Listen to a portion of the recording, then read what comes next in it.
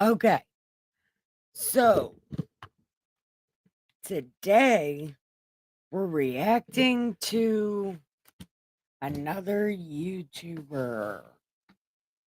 Um, a YouTube mother who forces her children into things that are dangerous. I don't know how to say that without mm, getting myself in trouble. I don't know how to say that. Um, uh, Another YouTube mom who forces punishment on her children in a very terrible way is what we're going to be watching. Um,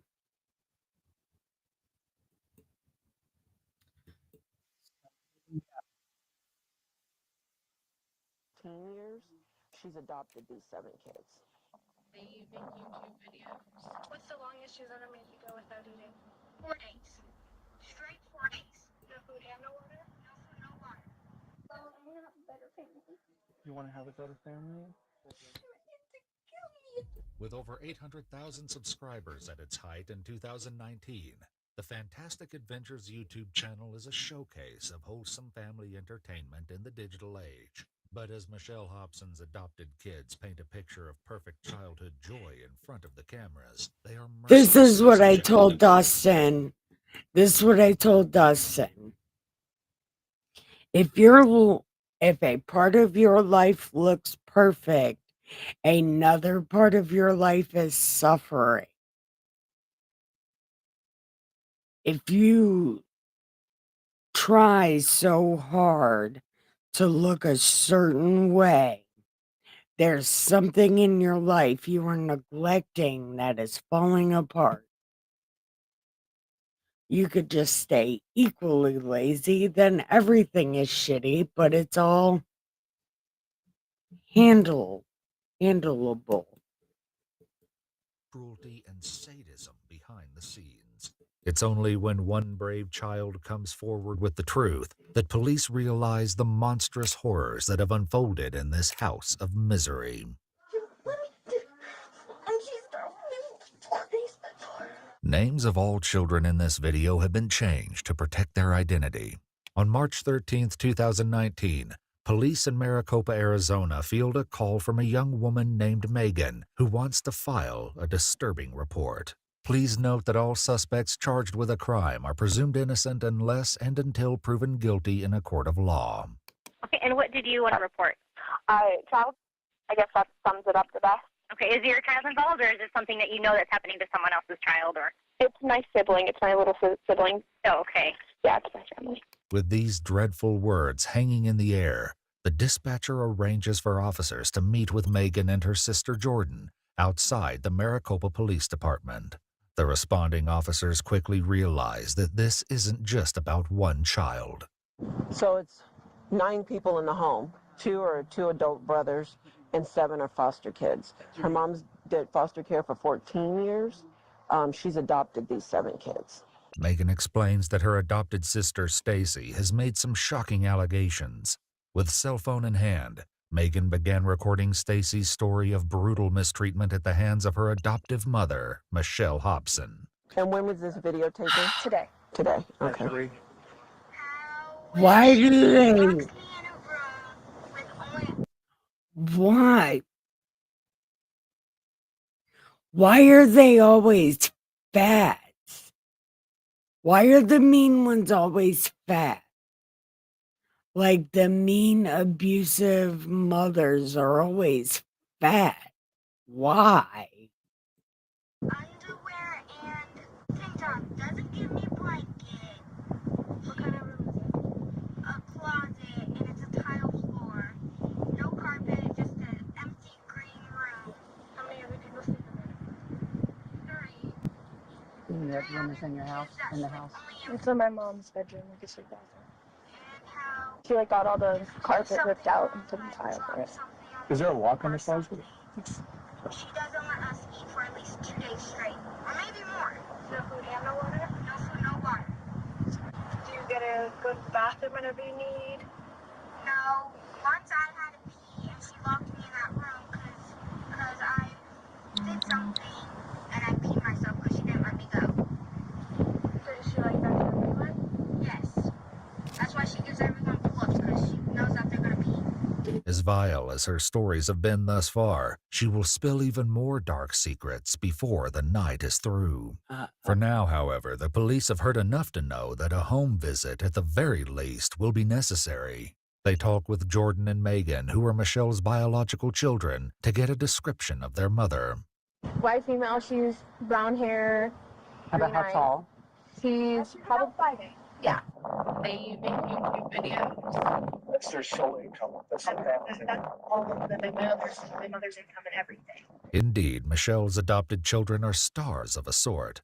The family began shooting videos in 2017 after admiring the success of other kid-oriented channels. With a variety of playful skits featuring the children, the Fantastic Adventures channel is a smash hit by 2019, attracting more than 800,000 subscribers. I Police must now remember find out hearing if about these seemingly this. joyful young YouTube I stars think were being tormented behind the cameras the entire time. They head out to the Hobson residence with no real certainty about how Michelle will react or what kind of dreadful sights they might encounter beyond this front door. Hi, How's it going? Donnie. Nice to meet you. Nice to meet you. My name's Officer Bernice. I'm with the Maricopa Police Department. Okay. We need to do a welfare check in this house. Oh, okay. Do you? Yeah, I do. Okay. Where is your mother at? She's upstairs. You wanna go get her? Yeah, I can go up there and get her. Okay. Mom. Mom. She's up there. Okay, can I go up there with you? Yeah. Okay, thank you. Stand up. Sorry. You're fine. What? It's a police department. Why? Hi, Can I help you? I'm Donnie. Oh, I'm sorry. Try not to fight on you. What's going You on? mind if I talk to you? Yeah. You want to take the kids downstairs? Yeah. Oh, come on, guys. Okay. Have a seat. this is I crazy. need you to go downstairs. Is there any other kids up here? Yeah, gotta go There's some downstairs. that do. Okay. Come on. Yeah, hi. Have a seat. All right, whatever you want to do. Hold on. With 7 kids running around this expansive house, wrangling them all downstairs is no easy trick. As the cop goes to assist with the task, he notices something that matches what Stacy said in her video. Hold on. Hold on. Watch it. Yep. Hey, I need you guys to go downstairs, okay? Okay. Is there anybody else in this room? Come on, no, leave him alone. Come here. Come here, buddy. I'm getting dressed. Oh, you had a pull-up on? Yeah. Okay, He has accidents at night, so. okay. He's gonna pull up. Let's go out. Okay. While the officer tries to round up one last straggler, Michelle appears to grow uneasy with him being in her bedroom. Can you come here, sir? Sir? Sir? They'll gather them downstairs. With the children accounted for, the officer explains to Michelle why the police are in her house. Her reaction is not one of shock. All right, here's what's going on. Okay. Like I told you, my name's Donnie. All right? To be quite frank with you, we received a report of child neglect. All right? So that's why we're here. Okay? From who? Right now, that's irrelevant. Okay. Okay? So this is what's going to happen, okay? Just tell me what's going on. We need to interview all of your kids separately. Okay? Okay. And we need to conduct a search of the residence. Now, we could do these 2 ways, okay? Legally, you're entitled to Can we your... come back here? Because I don't see a warrant or anything. Yeah, so I don't know. yeah, you're fine. We're making sure there's nobody else in the house, okay? With Michelle concerned that her rights are being violated, the officer assures her that they are going to do this by the book. Constitutionally, you have your rights. One of the ways that we are entitled to do this is with your consent, okay? So it means you give me your consent to go through your house and look for any evidence that might be possibly used against you, Okay? The other way is that we get a search warrant and then we go through the residence with the search You warrant. should have just Okay? got a So those are the search two options, okay? I would like to speak to the kids freely with your consent. You're not going to be there when this is going on. But again, you also have the right to say, no, you're not going to interview my kids, okay? But right now we are doing a welfare check on the children. We're going to talk to them, make sure they're okay. There's no bruises, anything like that, okay? So what do you think about this? I think we're in the middle of a packing scenario, and my house is trashed because we've dug stuff out of everywhere, and I don't approve of you really going through my residence at this particular point in time. Okay. So, however, yeah, I really approve of that. You could talk to my children. I mean, my children are all safe and Okay. I want to know what the report thing was prior to this. This won't be the last time that Michelle will request the specific details of the report. But while the police maintain their professionalism, they let her know that she's not in control of this situation. I would like to talk to one of my daughters because she just started crying and she said she knows that it was You're not talking to any of your kids right now. she knows it was my adult child who called on me, so I'm wondering why she's I don't saying know. that. I don't know. But right now you're not going to have any access to your kids. With Michelle detained in the upstairs living area, the officers are free to ask questions to the adopted children downstairs. Do you like living here? Yeah. You have fun here? Yeah. What happened to your head there? I was in a fight with my brother. You were in a fight with your brother? Yeah. What are the diapers on the floor for? You got small kids here? Yeah. Don't drink water too fast. You're gonna get hiccups. Do you not get water very often? You don't? How can you eat over here? We just wanted to check on you guys and just make sure everything was okay. You remember I told you then we were going to check on you every now and then, right? Yeah. Yeah. As the cops begin the process of finding out what's been happening in this home, Michelle continues to demand answers. Could I talk to the senior staff, Lieutenant? I don't see why not, if you really want to talk to them right now. Sure thing. I'm just asking what the complaints were. We got a call about possible child But what type of child? physical. Okay. Man, why? Look at her.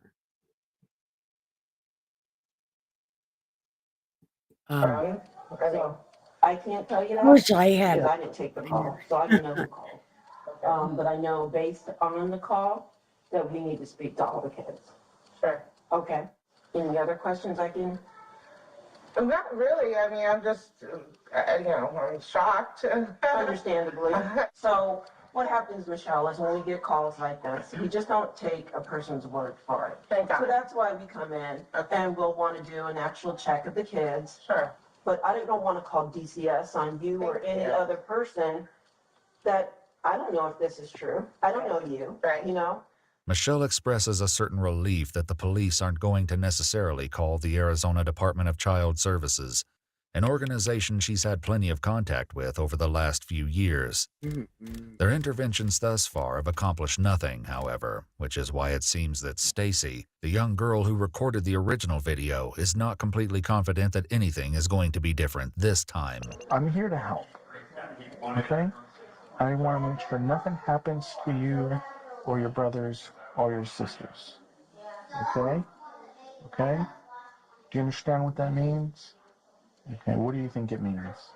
It means you help people. Like if there's anybody bad, you come save us from them. Okay. Yeah. Okay, you're fine, baby. You're fine. You want to sit up?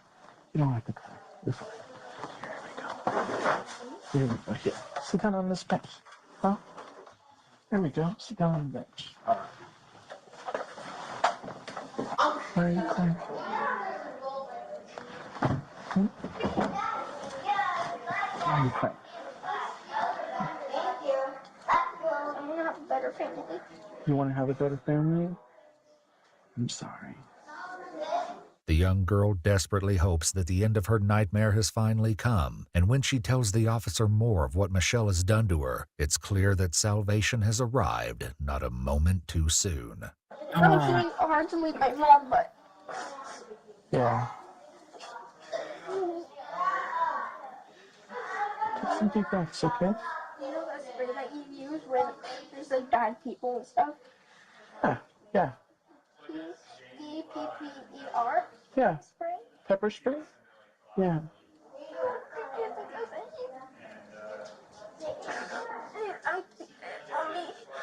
I'm sorry, I didn't hear you, baby. Empty two of those bottles on me. Okay. The allegations against Michelle are growing more shocking by the moment, but right now she's more concerned about who is behind this police report in the first place. She's the little blonde one down there. She, as soon as my son said, the police are here and they're coming up the stairs, she starts crying and she goes, I know who it is, I know who it is. And I'm like, what are you talking about? Mm-hmm. And she goes, it's Jordan, which is one of my adult daughters. Okay. And she has a very big vengeance against me right now. So I cut her off. She did try to contact me and try to say, well, if I want to be a part of her life, blah, blah, blah. I had to jump through these hoops and whatnot. I basically just blocked her. And I said, no, I'm fine with the way my life is. Mm-hmm. I don't need that extra stress in my life of somebody who wishes I was dead and is waiting for their inheritance. You know what I'm saying? Mm-hmm. She's like, she literally, the last time I saw her, she's like, I'm just waiting for the life insurance.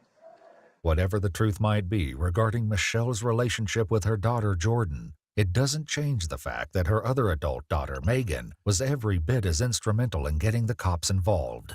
Of course, Michelle doesn't know that yet and continues to blame Jordan. She's always threatened to call DCS on me because she knows that every parent's worst nightmare is having DCS called on them. She's threatened to make up stuff in the past. She's threatened to, just do all kinds of stuff. If I looked at my children wrong, I was using them, Right. But of course, DCS has been out to Michelle's house on many prior occasions. Every time my brother runs away and CPS comes, he makes us lie. Just like you say good things, not saying bad things. Okay. I'm just listening, okay? You guys saw the video that I was talking to the camera, mm-hmm. and my sister Megan was talking to me? Yep. It's all true. It's happened.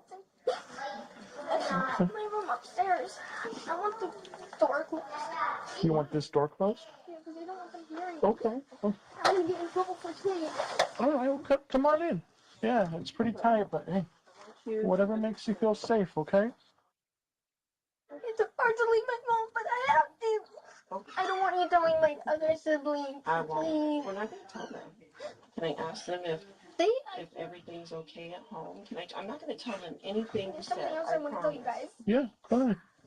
I haven't dinner. She won't let me have dinner. And the police tore me, and I want to let me dinner. And she started me 4 days before. 4 days? You haven't eaten in 4 days? No, before. Okay. Since Michelle started homeschooling the children, things have not been the same. It clearly is not a strict curriculum, however, as Stacy says she's not allowed to do any schoolwork, and Michelle herself tells the police that she mostly focuses on teaching the children life skills because none of them are going to be, quote, rocket scientists. As the officers take in the serious acts of cruelty and neglect that have taken place in this home, Michelle grows impatient once again with the lack of information. Hey! Yeah, we're here now. We're watching this. Yeah, you said you were. But this lady is a YouTube mom, okay? And she abuses these 7 children. But she is so fucking fat. There's a 600-pound lady that does the same kind of thing to these children. Only she's not a YouTuber, but this lady is a YouTuber. We're interviewing one last child, so Yeah. wondering where we are from here. Right now, based on some information that we received. Hey, we are going cousin to have- Nolly, are you okay? Was your dinner good? Contact DCS. Okay, why? Okay. I'm not going to release that information to you. All I can tell you is that there's going to be an investigation. So that's all I've ever done is spank my child. I've spanked the child. Like, what? As Michelle complains about the inconvenience of a police investigation, her adopted daughter gives the cops a glimpse at the fear her tyrant mom has instilled in her. Is there anything in here that you want to eat right now while we're waiting? Seriously, anything. Look, you got some chips. You got... No. Listen, don't worry about that. No, she's not. No, she's not. You are not going to talk to mom right now. Okay? Grab a bag of chips. Go ahead, grab a bag of chips. Perfect. Sit down, okay? Could you imagine? My mom is gonna smell my breath and punish me.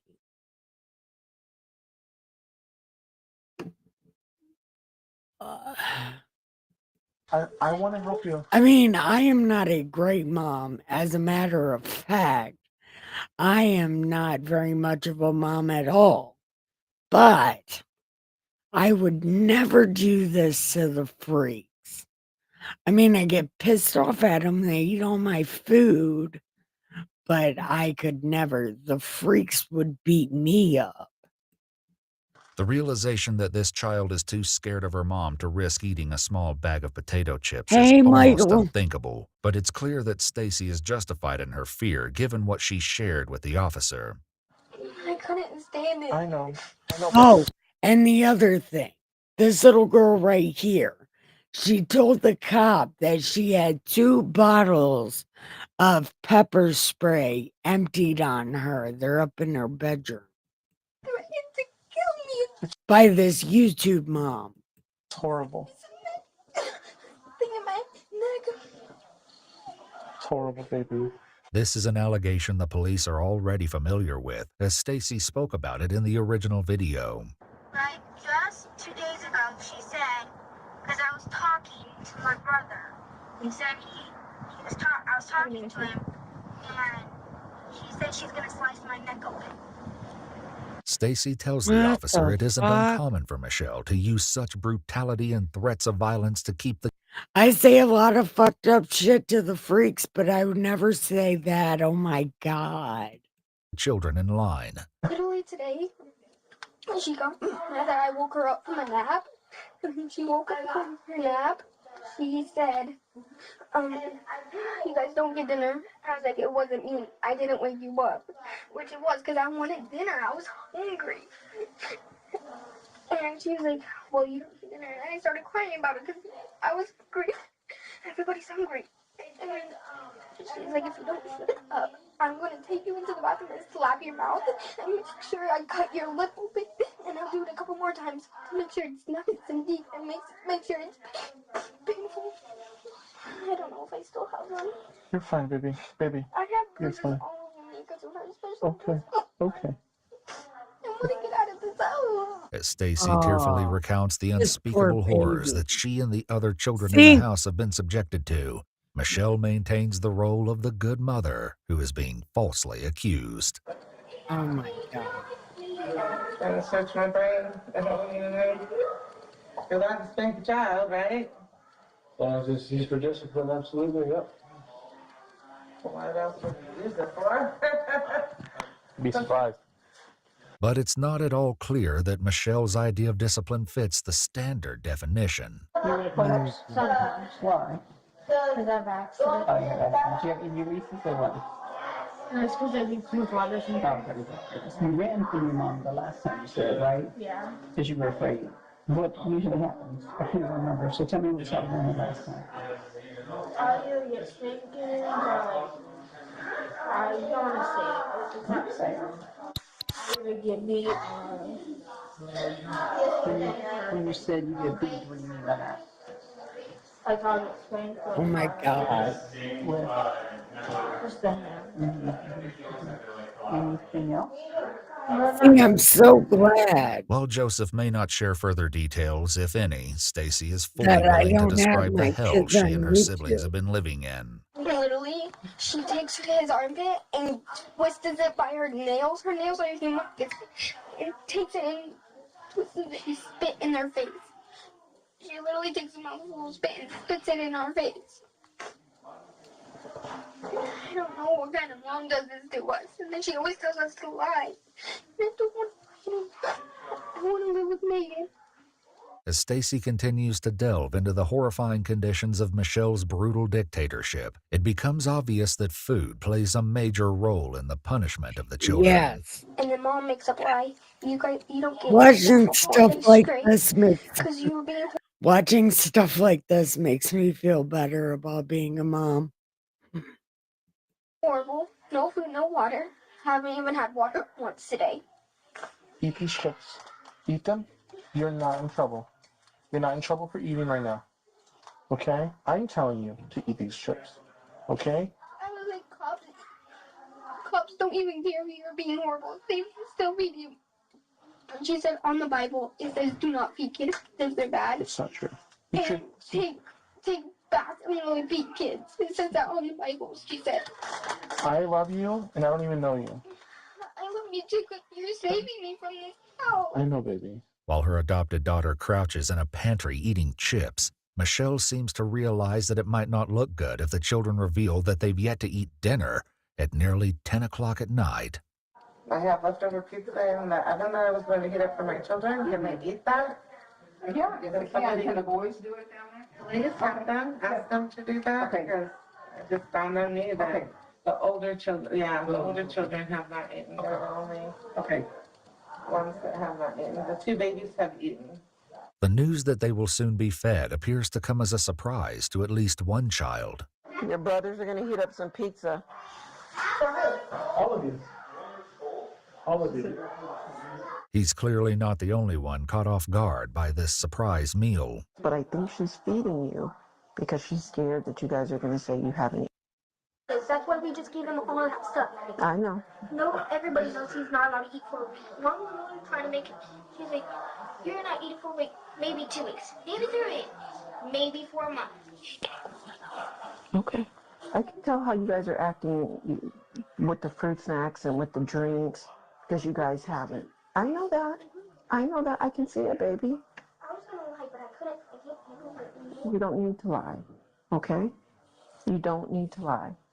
In the meantime, even without a search warrant in hand, the cops can't help but notice some odd and perhaps even suspicious sights in the house. Why is the key in the door here? Huh? Why is the key in the door? When we were doing foster care, we had to basically have everything locked up. Oh, really? Yeah, like any sort of chemicals, like any sort of like hardware, like a vacuum is considered like hardware. Mm. We have to have like all that locked up. And now it's a playroom. The playroom.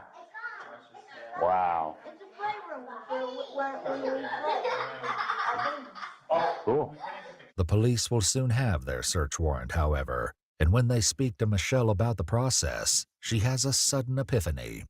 If they conduct a search warrant and there's nothing found to support those allegations, then that still benefits you. What it is now. And I know that, What it is now. okay, but they still have to do their job. I So know what it is now. what do you mean? Pick up your double chin and speak. By that? I don't like her. I just think that because of what my daughter knows, I know what it is now because who knows what a disarray my house is in. I bet you anything. Just know that the only weapon I have in my house is a can of pepper spray, and I have a feeling it has to do with that because my daughter. Okay. I've been racking my brain all friggin' for hours right now, or forever since you guys got here. I know. And it's been hurting. And I'm like, what have I done? This is the one What have I frustrating done part wrong? of It's perhaps not so surprising that Michelle would make a connection between pepper spray and her daughter, considering a story that Stacy told the cops earlier. My Jordan, do you know, called you? Right here. She came home from work. I haven't seen her in like 4 months. And she came home from work. It was late at night. And she was hungry. So she burnt her pizza because she fell asleep on the couch. And so Mom told me to go get the pepper spray and try to pepper spray her in the face. So she ran out of the house with pepper spray on her face. So DCS should be coming out, and they should be taking custody of the kids. Why? based on the allegations. And they'll be talking to you as well. Police execute a search warrant on the residence, and it isn't long before they find many troubling things that seem to verify exactly what the children have told them. 2 cans of pepper spray are found in a drawer, precisely matching the description that Stacy gave them earlier in the evening. I thought that she said it was in a room. The black one and the pink one. Okay. She's emptied both on me before. The police also get a good look at the infamous green room upstairs, the isolated prison that Stacy alleges she and her siblings were locked inside for hours, if not longer. Wow. Just a green room. There's a lock on it. He makes me sleep with only underwear and a top on a tile floor. No blankets, no nothing. According to Michelle and her adult sons, the green room is an innocent place, meant only to be used for special effects sequences in their Fantastic Adventures videos. Police also speak to Michelle's neighbor, who says living next door to 7 young children has not been the experience she would have expected. I never see those kids outside, ever. You never see them outside? No. Okay. That's really surprising. Yeah. Yeah. You know, they only, occasionally I see one of them go over to the mailbox, and that's it. Okay. For a family that was so extraordinarily public in some ways, it seems they kept most of their lives hidden behind a closed door. Maricopa Police Department, open the door.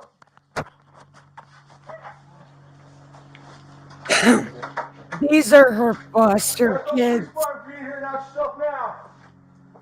These are her foster kids. Her real kids are the grown ones. Her foster kids are the ones for her YouTube channel. Hold up, Brian. They're coming out. All right, I'm gonna go down the hallway. First door, right? Go. Police are back at the residence days later with a new warrant. They don't expect anyone to be in the house, of course. The 7 children were rescued from the home in the early morning hours of March 14th. The next day, police arrested Michelle Hobson and her 2 adult sons, Ryan and Logan Hackney, while awaiting trial on a litany of felony charges, including 7 counts of child. Michelle fell ill and was released from jail for hospitalization. 3 days later, she suffered cardiac arrest and was declared temporarily unfit for trial. While her overall condition improved over the coming months, she took a turn for the worse later that year and died on November 12, 2019, 8 months after her arrest. Couldn't have happened In to a better news conference, the Pinell person. County prosecutor said her untimely death came with a silver lining. Couldn't happen to a better person. These kids don't have to testify, he said, which means they can now begin the healing This process. is crazy. YouTube terminated the Fantastic Adventures channel in March of 2019. Ooh.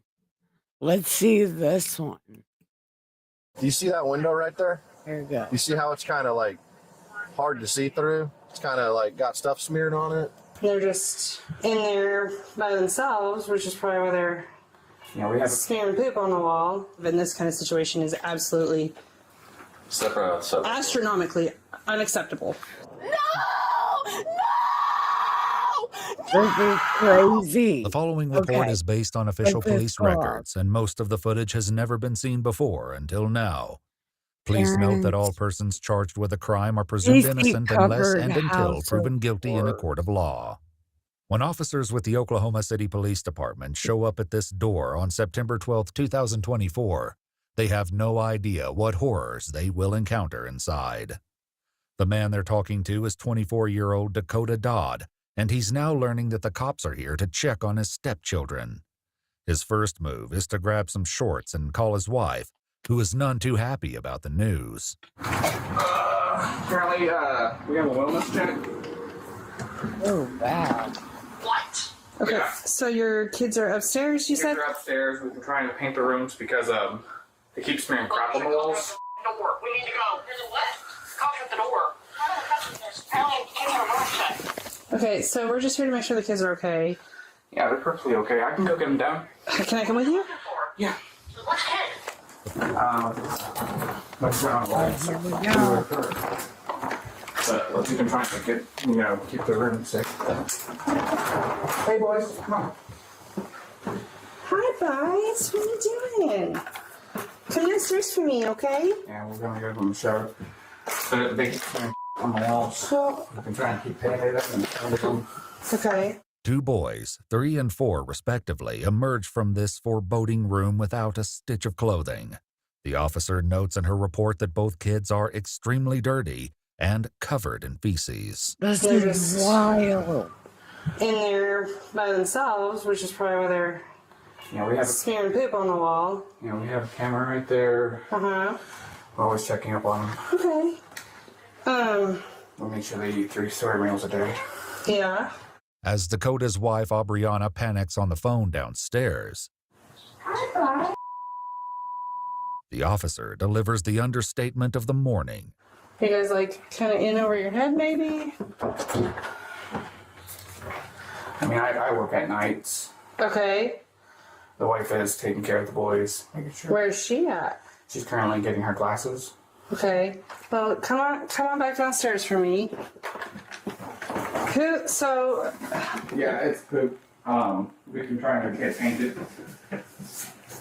And we can try to use a rug doctor You because we could can just wash it off. try and get her potty trained. mm-hmm.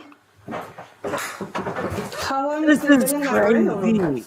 So they were supposed to be taking a nap. Where are they supposed to be napping at? They're not a bed in here. They poured apart yesterday. Michael, or Nolly, are you still here? Do you remember when my mom used to tell me that me and Pip did that before? And we used to talk about going and shitting poop instead of shooting pool. And then so that was true. Yeah, me and Pip. The autistic one likes to tear apart their beds. Mm-hmm. And so we had to throw them both out. Mm-hmm. My brother just sent me money. I'm actually going to be, once my wife gets home, buy some beds. In her report, the officer notes that the door frame to the room is torn up from the inside, suggesting that the boys had possibly attempted to claw their way out. That detail, combined with a smell that police describe as overwhelming, may explain the look on her face when she returns downstairs. Yeah, Nah, our family is wild. Our family is great. this one they keep tearing up the mattresses. We have good time. Can't believe tenants start this like this. Do we have some pants or something we can put on them? Yeah, I got it. You have a... Let me go get my glasses. I can't really see. As the officers try to come to terms with what they're seeing, Dakota struggles to find the children's clothing before finally asking his wife for help. Hey, baby, where's the kids' clothes? How much you? That's not the answer I need. It takes Dakota 4 solid minutes to find clothing that the police would later describe as very large for the children. But as he dresses the kids, his wife doesn't seem to approve. What's going on? I'm dressed. Why? I just told you why. Because they're butt naked and they need some clothes on. Okay. In her report, one of the officers notes that when she opened a downstairs closet, she was immediately covered in cockroaches. Another officer observes the large amount of flies and Okay.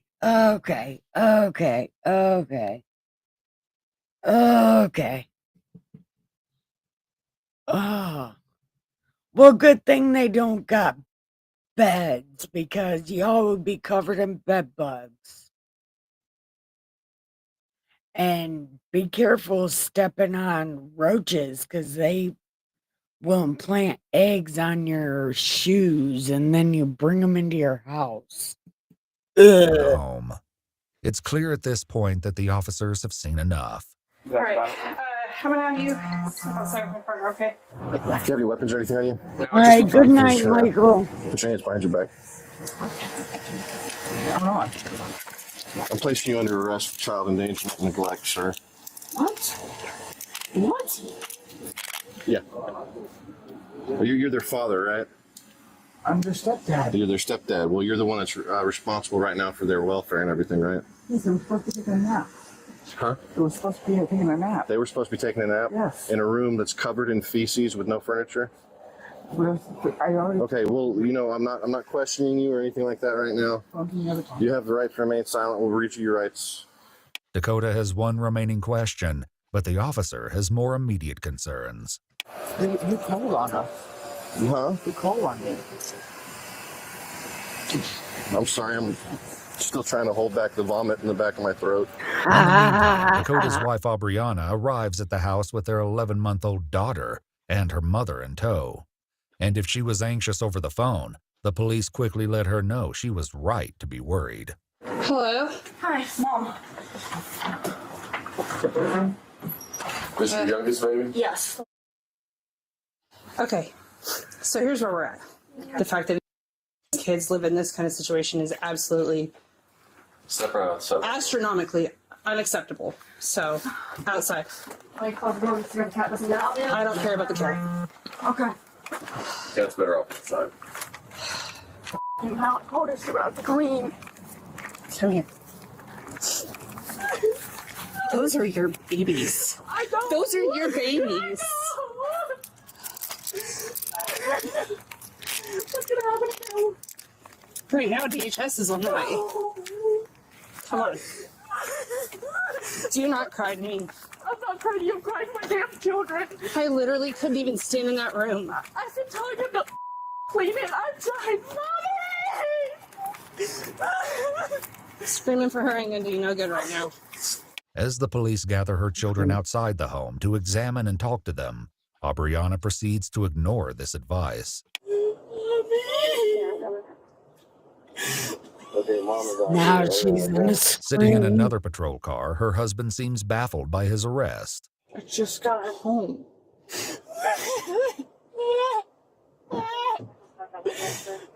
Can you at least tell me what's gonna happen? Or who called it in? Something, please. They're supposed to tell you who called on you. Don't touch his stuff. Don't you dare touch my son's stuff. No! No! No! My babies! No! No! Oh, stop it. Stop. I lost my kids on my 24th birthday.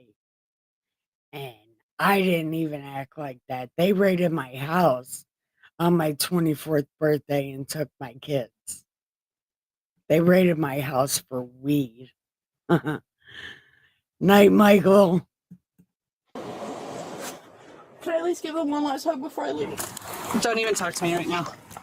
The officer's said, apparent "Don't even disgust talk is to me." reflected in her report, where she describes the way the carpet in the boys' room crunched as she walked, and was completely hard with dried feces and other unknown filth.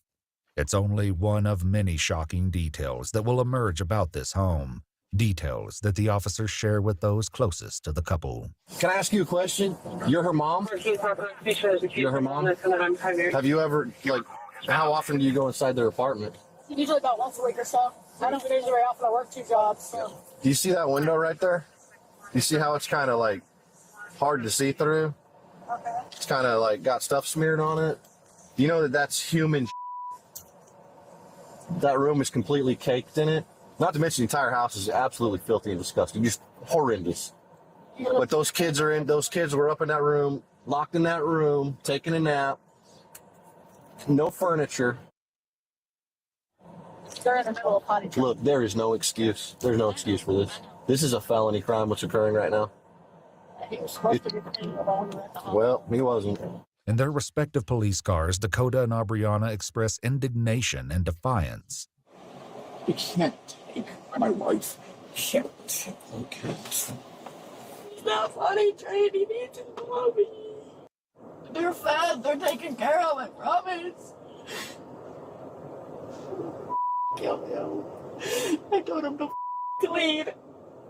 One officer writes that the couple's 11-month-old daughter had what appeared to be cockroach droppings in the creases of her hips and a diaper in dire need of changing. The police eventually removed the young parents from handcuffs and obtained permission to search, but Dakota's cooperation soon hits a snag. Would you also be willing to sign a electronic search waiver for any electronics we discover along the process, cell phones, computers, things like that, tablets? I mean, like, Huh? as in for what? As in like cell phones, computers, security devices. I suppose, but there's not really gonna be anything on them. So, you do have a right to refuse. Here, I'll give you a minute to think about it while she signs. I thank you. When she hears about her husband's reluctance, Aubriana has some choice words. Okay. Dakota doesn't seem like he wants to sign the electronic search waiver. That's because he knows he got to hide on there. What does he got to hide? Lying, cheating bastard. He's just a lying, cheating bastard. Well, why are you with him? Because I haven't had the money yet to move out. You can always, it's free to move out. Once again, left on their own, Dakota and Aubriana criticize the way the police are treating the children while insisting on their own innocence. No. Why are you leaving my kid on the road? Why do you ask him questions? Why the are you trying to train? What are you doing?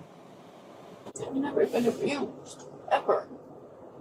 According to the police report, the two boys appeared to be in shock as they looked around outside, touching the grass and trees as if they didn't know what they were. The report goes on to state that both boys seemed developmentally delayed and were unable to tell the officers their names or ages. In their separate police cars, Dakota and Aubriana do not seem ready to accept responsibility. Just stop being so nosy. They know nothing of us. I know who the it was. I know who the it was. It was Mexican lady. All Aubrey asked was to see her brother, and you wouldn't even do that. Oh, shut up. This got a new message. No one gives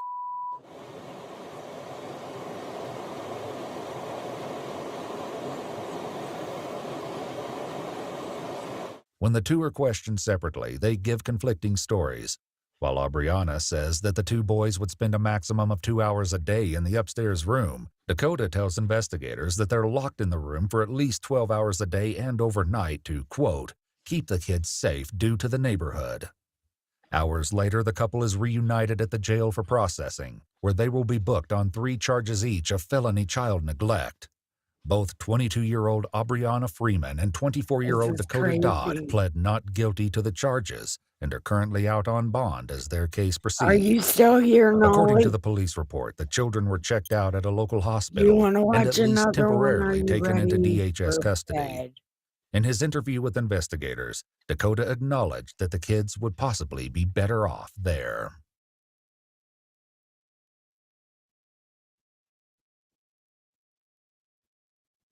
Yes, you want to watch another one?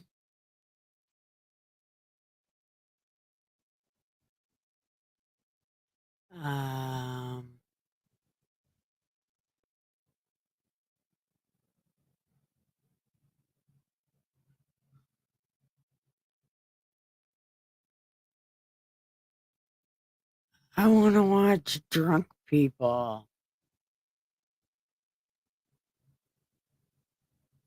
Okay.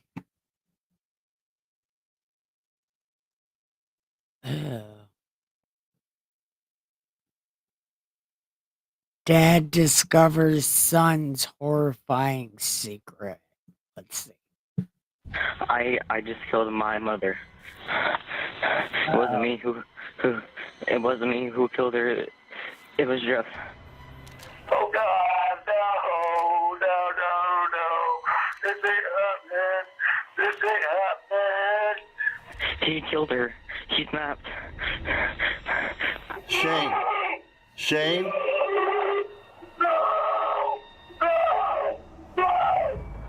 On Thursday, April 6, 2017, That's Shane Yoko's Nicholas races toward birthday. home after getting word from a family member that there was a growing police presence at his house.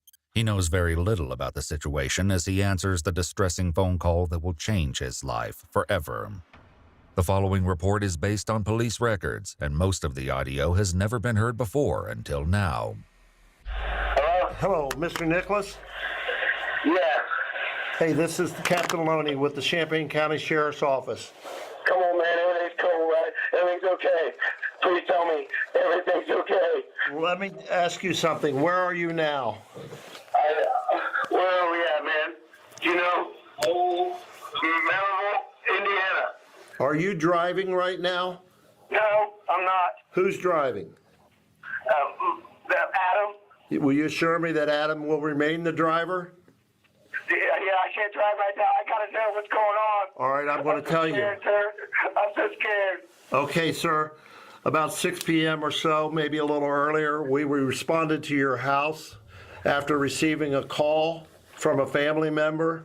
There was some type of disturbance, and your wife has fallen victim as a result of that incident, and she's deceased. This poor man. I'm not processing what you're telling me here. I understand. Take your time.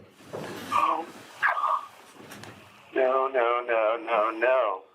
That's not what happened. It can't happen that way. It can't happen that way. Hours ago, at approximately 6 p.m., Champaign County dispatchers received the 911 call from Shane's 14-year-old son, though his haunting confession was the last thing anyone expected. 911, where's your emergency? I just killed my mother. And What happened, sir? I just killed my mother, and I need to go to the hospital. Captain Loney assures Shane that his son is safe and in police custody, withholding the chilling reality of the situation. Oh, God. As Shane's panic rises, Loney begins to probe him for answers in an effort to shed light on the unfolding nightmare. Give me a little history on your son. And is his name, am I correct, is his name Donovan? Oh, God, yes. Yes, Donovan Asher Nicholas.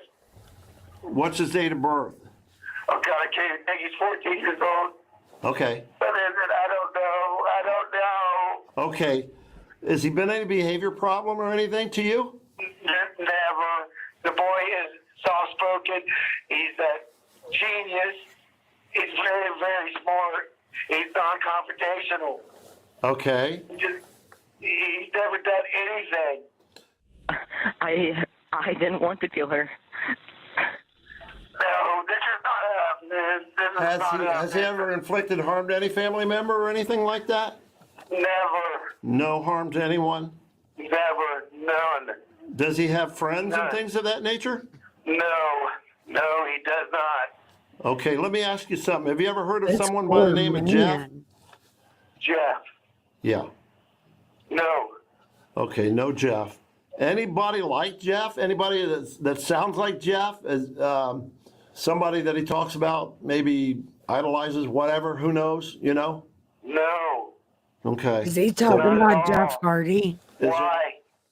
The confusing question stems from Donovan's earlier admission to the 911 dispatcher, as his confession takes a dark and twisted turn. It wasn't me who killed her. It was Jeff. What happened? Who did it? Jeff. Yeah. I'm sorry, this is becoming really hard to explain, but I kind of have another person inside me. Like, What happened to your mom? He killed her. He snapped. All right, are you able to say who's with you? I am by myself, me and Jeff. But I swear it wasn't me. It was Jeff. Jeff is inside me. Jess is inside you? Yes. Okay. He sometimes takes control, and I've no control over him. I hate Jeff so much. This is crazy. He's going to die in prison. Investigators face the baffling mystery of why a child, whose father describes him as soft-spoken and harmless, would suddenly turn on his own mother. Could Jeff be real, or is he simply a carefully crafted excuse? With many questions lingering, officers arrive at a scene straight from a nightmare. Donovan sits leaning against a wall in the kitchen, his white shirt drenched in blood. There are clear signs of a struggle, with large amounts of blood spattered across the walls, floors, and appliances. When asked if anyone else is inside the home, Donovan chillingly replies, "Nobody that's alive." While some officers speak with Donovan, others begin their search for the victim, unaware of the horror that awaits them upstairs. Why did Jeff want to kill your mom? It's just the way he is. Has Jeff ever hurt anybody before? No, this is the first time. According to our analysis team at EWU, while investigators don't need parental consent to question a minor in Ohio, a Miranda waiver must be obtained if a minor is a suspect in a crime. Of course If the Miranda waiver is Ohio. not voluntary in any given case, anything learned in the interrogation cannot be used in criminal prosecution. How long has Jeff been in your head? That's about like 3 months. Upstairs, officers confront a horrifying scene. 40-year-old Heidi Faye Taylor is found lying in her bed, deceased. The brutal nature of her wounds points to a vicious attack, raising daunting questions about exactly what transpired between Heidi and Donovan. Back in the kitchen, officers notice an unsettling injury to Donovan's face. Though they ask him about it, he gives no clear explanation for how it happened. They let it go for now, but the strangely haunting wound on his face and its grim origin will soon demand answers. Is that the only injury you got is on your leg, though, and the scratch right there, right? There's like, there's something on my... Your stomach okay? No, my... What? I can't talk right. Okay. There's something on my lip. On your lip? Yeah, so... Okay. Is it? But that's it. Other than that, that's it? Other than that, that's the only injuries? Okay. We're gonna lift you up and take you out to the squad, okay? Okay. Can you walk it? No. Okay. Tell you what, you wanna lift him up or you wanna throw him on this chair and put him out there? Don't matter to me. Donovan is carried outside in handcuffs to the waiting paramedics, who strap him to a gurney and provide first aid to his injured leg. The medical team noted that Donovan continued to blame the attack on his alternate personality, Jeff, adding that he doesn't know why Jeff did this, and more chillingly, he doesn't know why Heidi didn't stay down. Investigators will soon interrogate Donovan at the hospital, but first, a nurse has questions of her own. Am I going to be safe in here in the room with you? You're going to hurt yourself? Can you tell me what happened? You want to wait until we're done? I have never been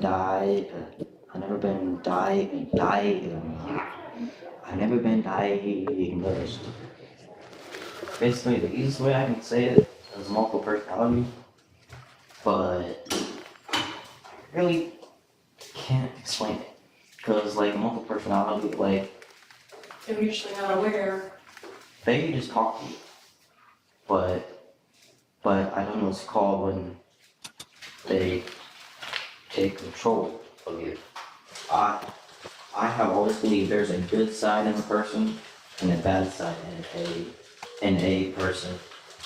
So what did your bad side tell you today? It said he was gonna kill her. Her next question is followed by a startling revelation from Donovan, who clarifies that the victim is his stepmother. The other person that you heard, was it a family member or who was it? It was my mother. Your mother, okay. Well, my stepmother. Stepmother? Yeah. I don't know where my actual mom is.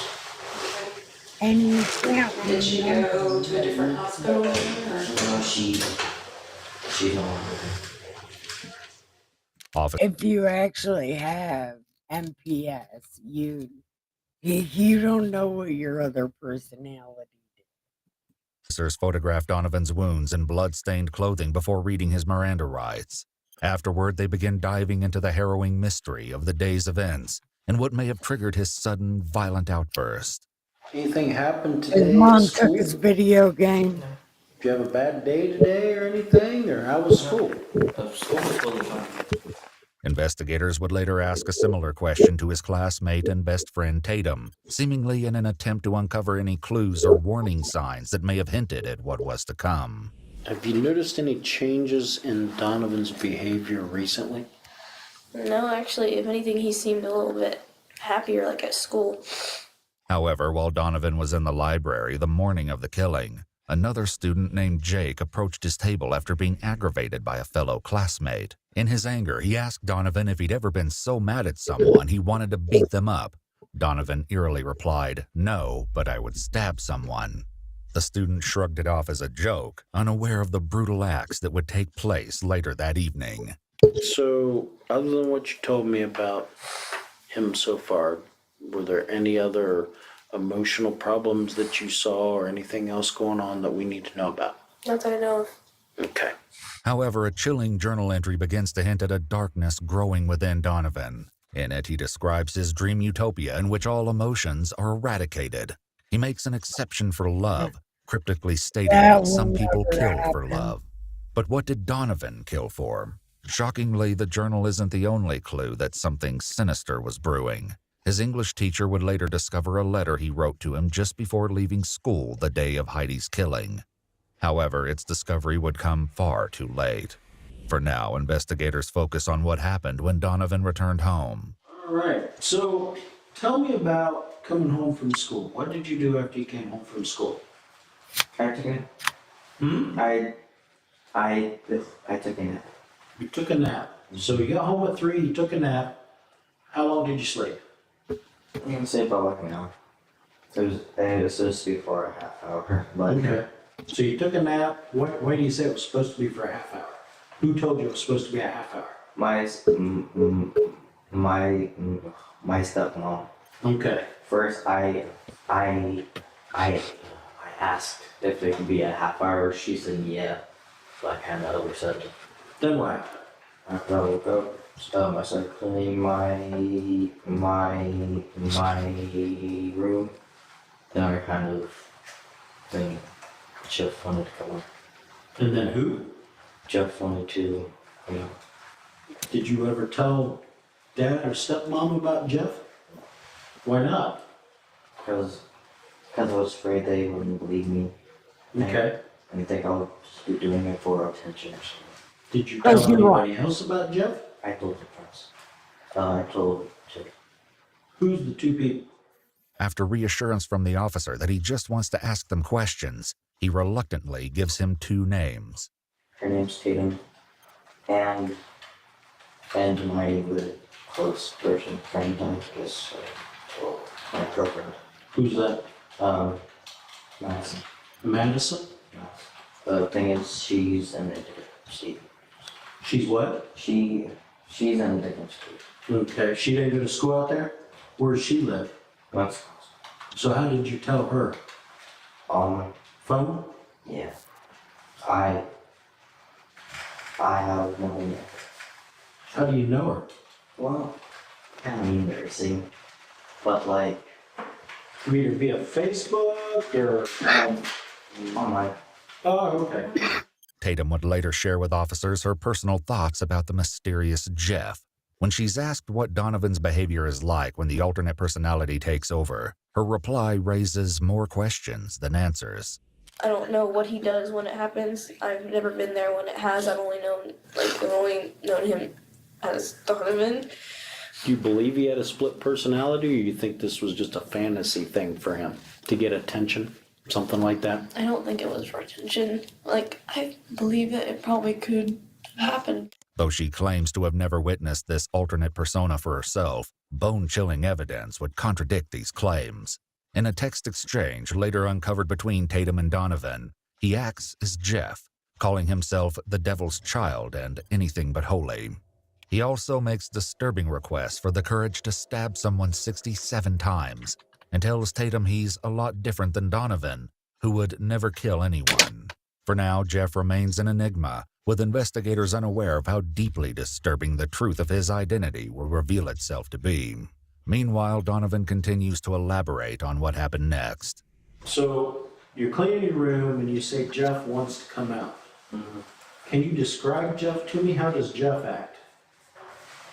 He's homicidal. He, You, well, yeah, obviously. But like, he would not know that. he laughs about things that he did today. And he's super fidgety. He always clicks pens or twirls a pencil or something. So can you tell me about what happened at home after you cleaned your room? What did you do then? He came out. He was tired of being in me, and he said, I'm gonna come out. And usually, I don't let him, and I tried to not, and I tried to stop him. But I was like, you know, no harm's gonna do me. And I was wrong. He's watched Donovan then explains that once Jeff emerged, he changed clothes, dressed in a plain white t-shirt and black jeans. He's watched way too much Cell. Why are those clothes? Because it's his favorite outfit. It's a what? Because it's his favorite outfit. You talking about your favorite outfit? His. His, you mean Jeff? Mine, I never order white gets dirty. So change clothes, and then what happened? He grabbed a knife and he carved his stupid smile on his face. Pushing the white off. It looks so stupid. Donovan indicates that he intentionally grabbed a knife and then grabbed the lancet to complete the cuts on his mouth. Both acts demonstrate a level of preparation and forethought. Donovan's cuts, extending from each side of his mouth toward his ears, created what officers grimly described as an exaggerated smile. His chilling explanation for doing this to himself would later leave investigators stunned. So you got the knife, and you're in the kitchen, and cut your face. Did you do that in the kitchen? I did that in the bathroom so I could see. So he could see. So in the mirror? I used a knife and a lancet. Not because the knife was too long to cut anything. Disturbingly, Tatum suggests that Donovan may have been sharing these frightening ideas with someone else. I really don't know of any problems like for him at home, like, but he didn't have anyone else like really to talk to. There was this girl. All I know is that her first name was Madison, and that they used to talk, and they met over like the internet, like an app, like they had never met each other in person.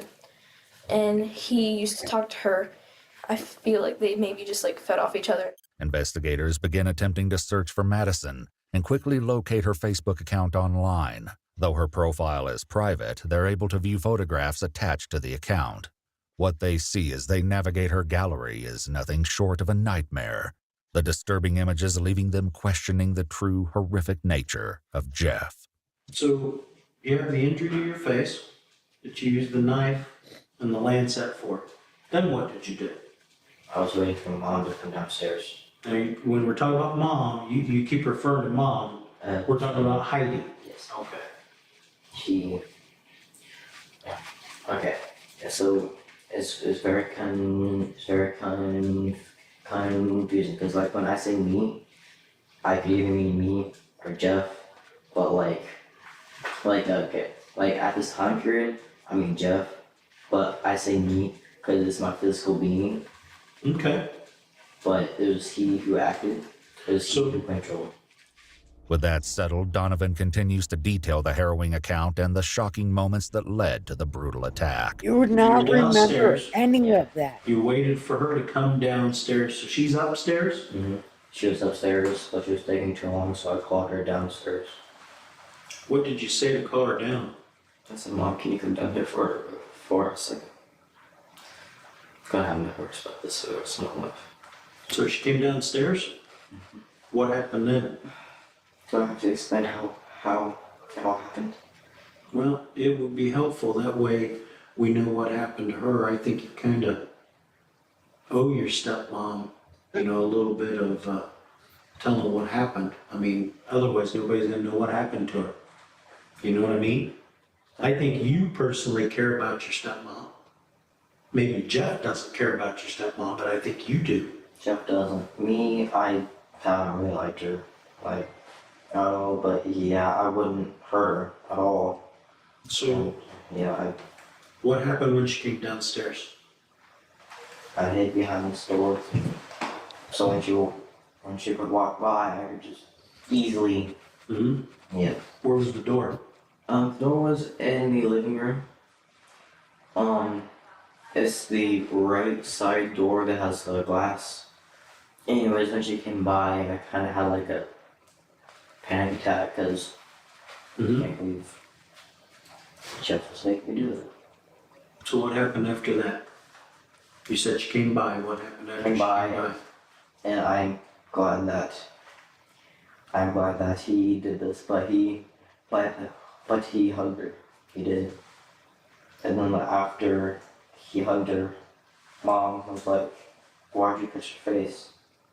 So what happened then? He began.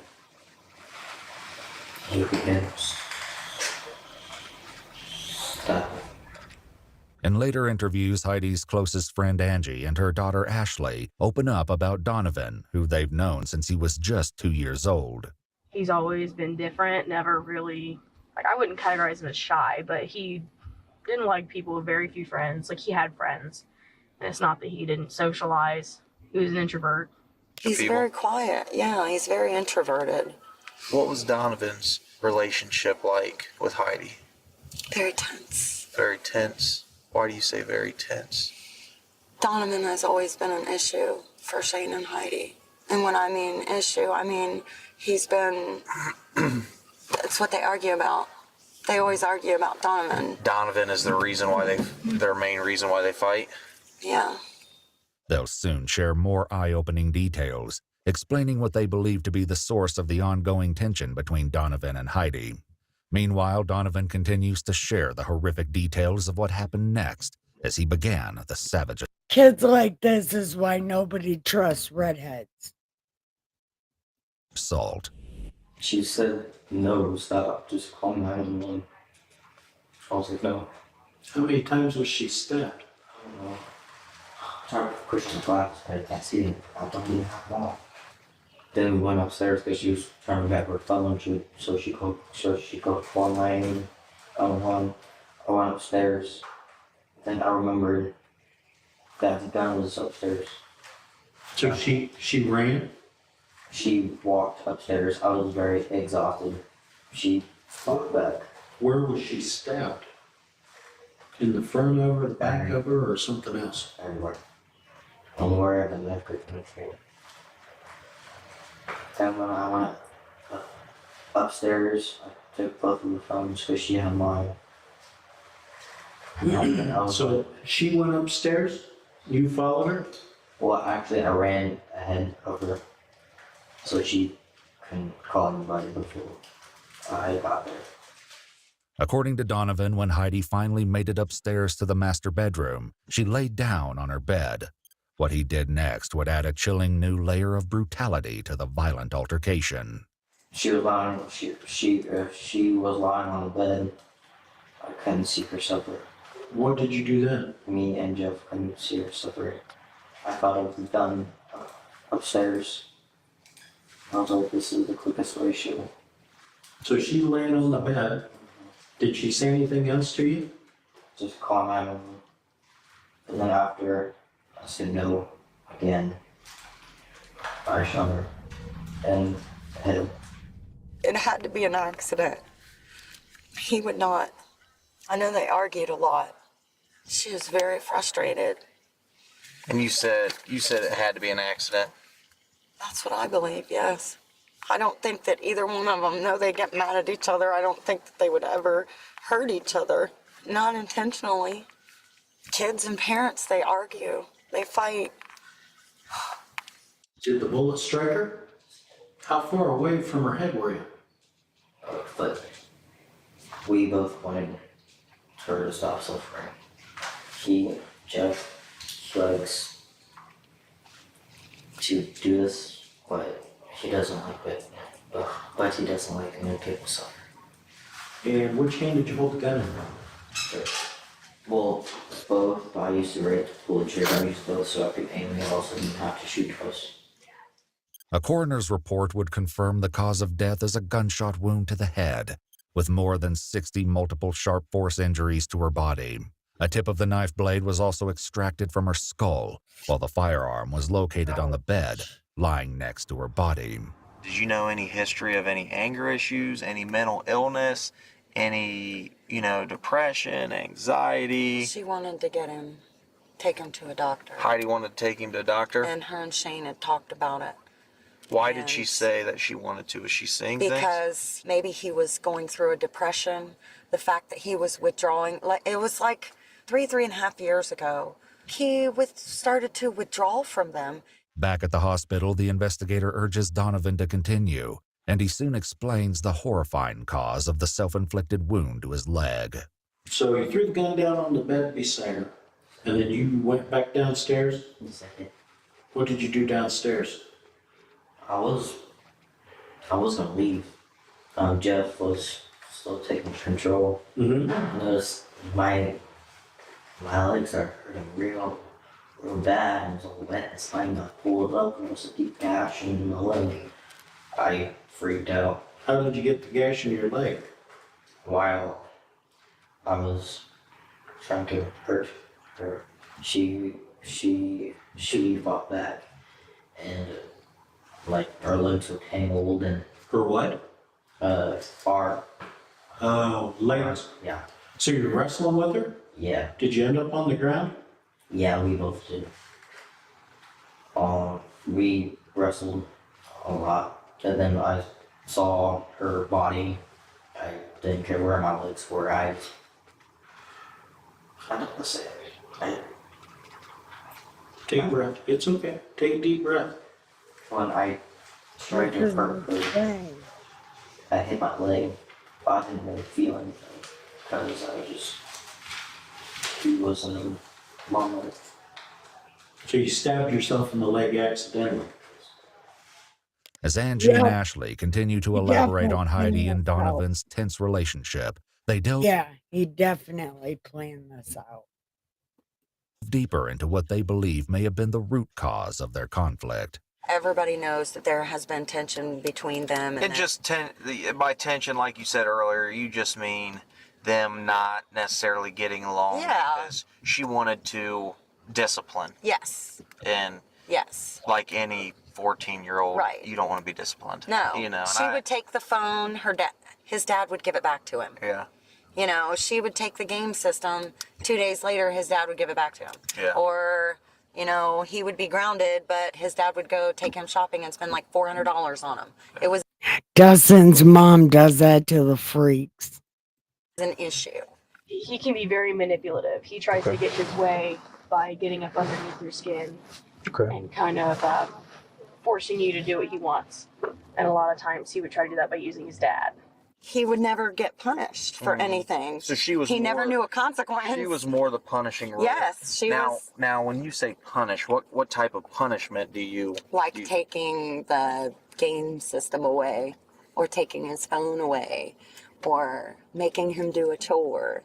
She never touched him, or physically. She wouldn't even spank her children, if that's what you mean.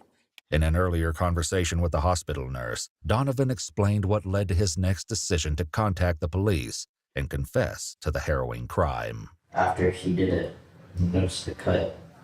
He's scared.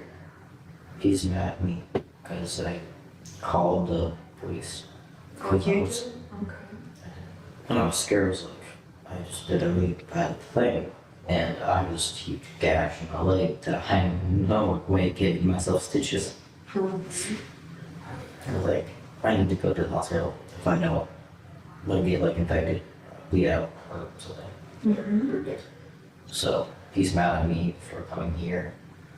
Because he thought just do it. Now I also can't run, so was smart enough to make plan B. So he just, just like if you would be human too. I want to go back inside my head now. So he's gonna cause all the trouble and leave you hanging. Yeah, that's not fair.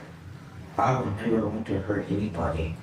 To be honest, the only reason why he called 911 was to fix the leg. Because it's fine.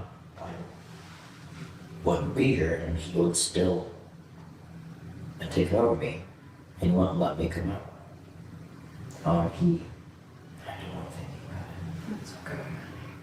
While investigators have now learned the devastating details of what happened to Heidi, they still have little to go on when it comes to establishing a motive. Angie and Ashley's accounts of their strained relationship don't explain what could have caused Donovan to violently snap. According to our analysis team member at EWU, while a host personality can be aware of alternate personalities, it's very unlikely for the host personality to be aware of specific details that occur when an alternate is taking the lead. That's what If I truly said. an alternate personality existed, Donovan would not know the details and thought That's what process of Michael each said. step of the crime. So cut to your face, what's the significance of that? It was his smile. It's what? It was his smile. Do you watch a lot of movies? What other character has a smile like that? Jeff the Killer. Wayne That's where Wilson. Jeff kind of came from. But that's just a story. It was a movie. What's that story? I'm not familiar with it. It's called Jeff the Killer. What's it about? It's about this kid. His name is Jeff. And he moved into a new house. Mm-hmm. But anyways, Called it. blocks or children, little kids bullied him and beat him. So We called it Little Nolly. So the first time he stabbed one, just to get away. Second time he was also defending himself, because they came back again and they were trying to kill him. Then he killed the leader, and then the second leader, the second person that threw, the second person named Keith, he set him on fire. That's why his skin's all white and his hair's black. And then after he killed Randy, he snapped, and when he came back from the hospital, he was pure white. He had a white shirt, a white hoodie, black pants. When he came home, he put a smile on his face. Creepypasta is both a website and a term for horror-related stories and images that are shared online. Donovan earlier explained his fascination with the website to the nurse, mentioning names that may be hauntingly familiar. Creepypasta, right? Yeah. What kind of, besides this Jeff on there, what else is on there? Jenna from Slenderman and Slenderman? Slime Dog, Alice Jack, Ben Drowned, The Rake. There's a lot. It's really good. It's really cool. Jeff the Killer, one infamous character, first began circulating as an image in 2008. Its disturbing origins widely disputed in online forums. The image That looks like one of the bad guys from Bleach. They wear the skulls on their face, and the one kind of looks like that. has inspired many artists and even fan films. Another friend of Donovan's named Skylar sheds more light on Donovan's chilling fascination. He was kind of one of those people who, obsessed with scary stories. At least that's how I saw it. He had a picture on his phone that was Jeff the Killer, which is what he mentioned. So that kind of, I never heard about it until I met him. And I was like, that's a pretty weird story. Though depictions of Jeff the Killer vary, several haunting details remain eerily consistent. He's always seen depicted with a wide, sinister grin, wearing a white t-shirt or hoodie and black jeans, the same clothing Donovan put on as he claims Jeff took over. When's the first time he ever brought up this Jeff the Killer? He actually never brought it up to me. I saw it on his phone. Oh, you saw it on his phone. Did you ask him, hey man, what is that? Yeah, and then he told me that it was a creepypasta story called Jeff the Killer. So I looked it up and I thought it was one of the creepiest stories ever. However, it was Madison's Facebook page that truly left investigators stunned, as multiple drawings of Jeff the Killer filled the photo gallery. Determined to uncover the truth, investigators continue speaking with Angie, who claims she left the house just before the brutal attack. He was taking laundry down, and then he was standing in his room, as she's telling me how she caught him. Because when I came upstairs, she said, "Don't even ask me for your damn phone because you're not getting it."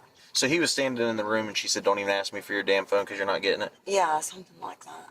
And then she turns to me and she says, I caught him sexting today. And I said, what? I said, Donovan.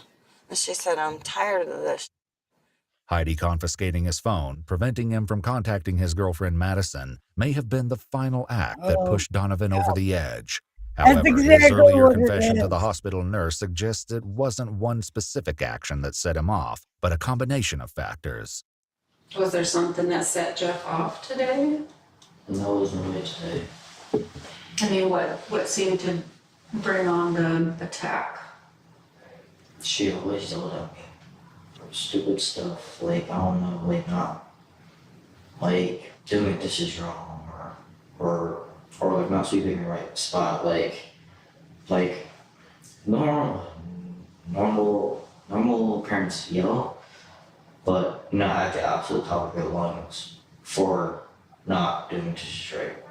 And once I sat down on my knees, because she was crying, and wouldn't stop, so I set it down, my mom hit me. Sometimes she would be mean with the things that she said. And as a mother, I've done the same thing. I'm not perfect, but I know, you know, she would say, and that's the only thing that I can think of that as a kid, you know, you don't want to hear your parents say crappy things. What all? But I mean, all what she would say? say was like, you know, I can't wait till he's 18. And But I mean, she never. I mean, would she, you know, look at him and, you know, dumbass or stupid or you know, nothing like that? no, I mean, she would say pain in my ass. Yeah. Well, I can't tell you how many Because times you're a I've been. pain in my ass. I can't tell you how many times I've been called that. And he would just sit there, you know, if other people are around. However, as Angie left the home, Heidi and Donovan were alone when Donovan viciously ended her life. Later, Donovan's teacher contacted detectives about a letter Donovan left for him before leaving school the day of the killing. In the letter, he describes reading a book about a serial killer, his haunting words leaving sinister clues about his intentions. He claims killings are a part of human nature and can't be stopped. The letter and the glaring warning signs would be discovered far too late. Following his treatment at the hospital, 14-year-old Donovan Asher Nicholas was arrested and charged with both murder and aggravated murder, with mandatory prison time for a year each for having a firearm under his control while committing the crime and for using the firearm during the crime. He was transported to the Central Ohio Youth Center. On July 2018, Donovan was found guilty of all charges and sentenced to life in prison with the possibility of parole after 25 years.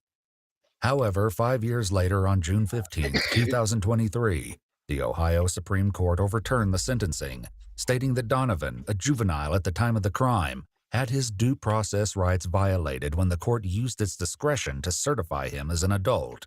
These records are confidential. While we haven't been able to verify these details, according to news reports, Donovan has been released from jail.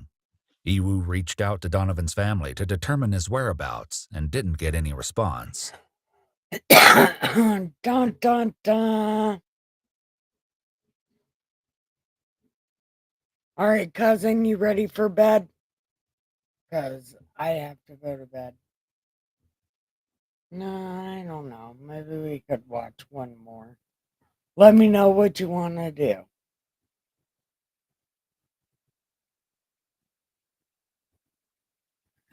Yeah, because Ohio's wonderful.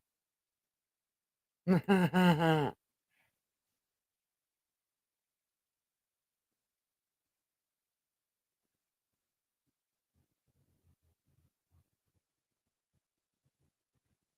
dun, dun.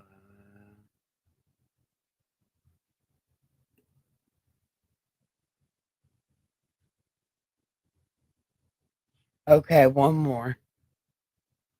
All right. Let's see.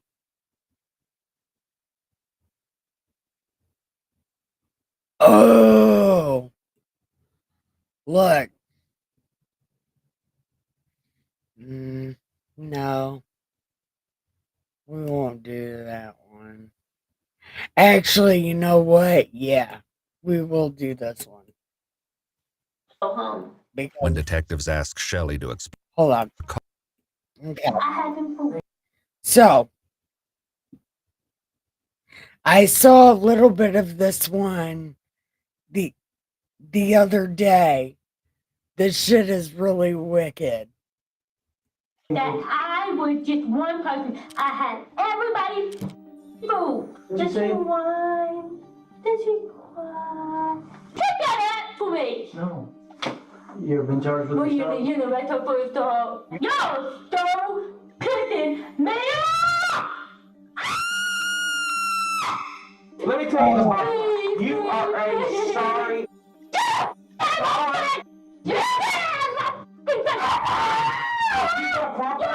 This is crazy.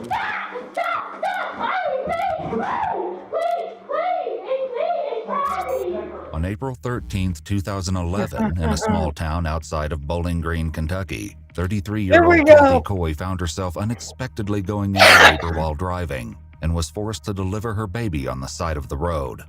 She then rushed to her friend's house, Shelley Lindsay, where Shelley found Kathy dazed and covered in blood, clutching her newborn son. As Shelley rushed Kathy inside, a wave of panic washed over her. She was holding the newborn baby boy in her arms, but realized he was struggling to breathe.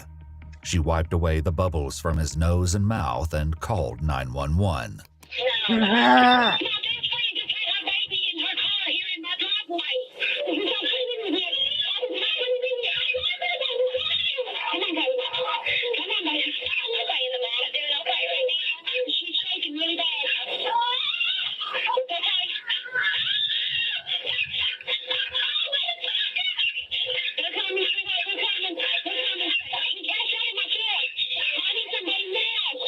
Kathy had already decided to name her son Caden, and soon she and the newborn were being raced to the hospital.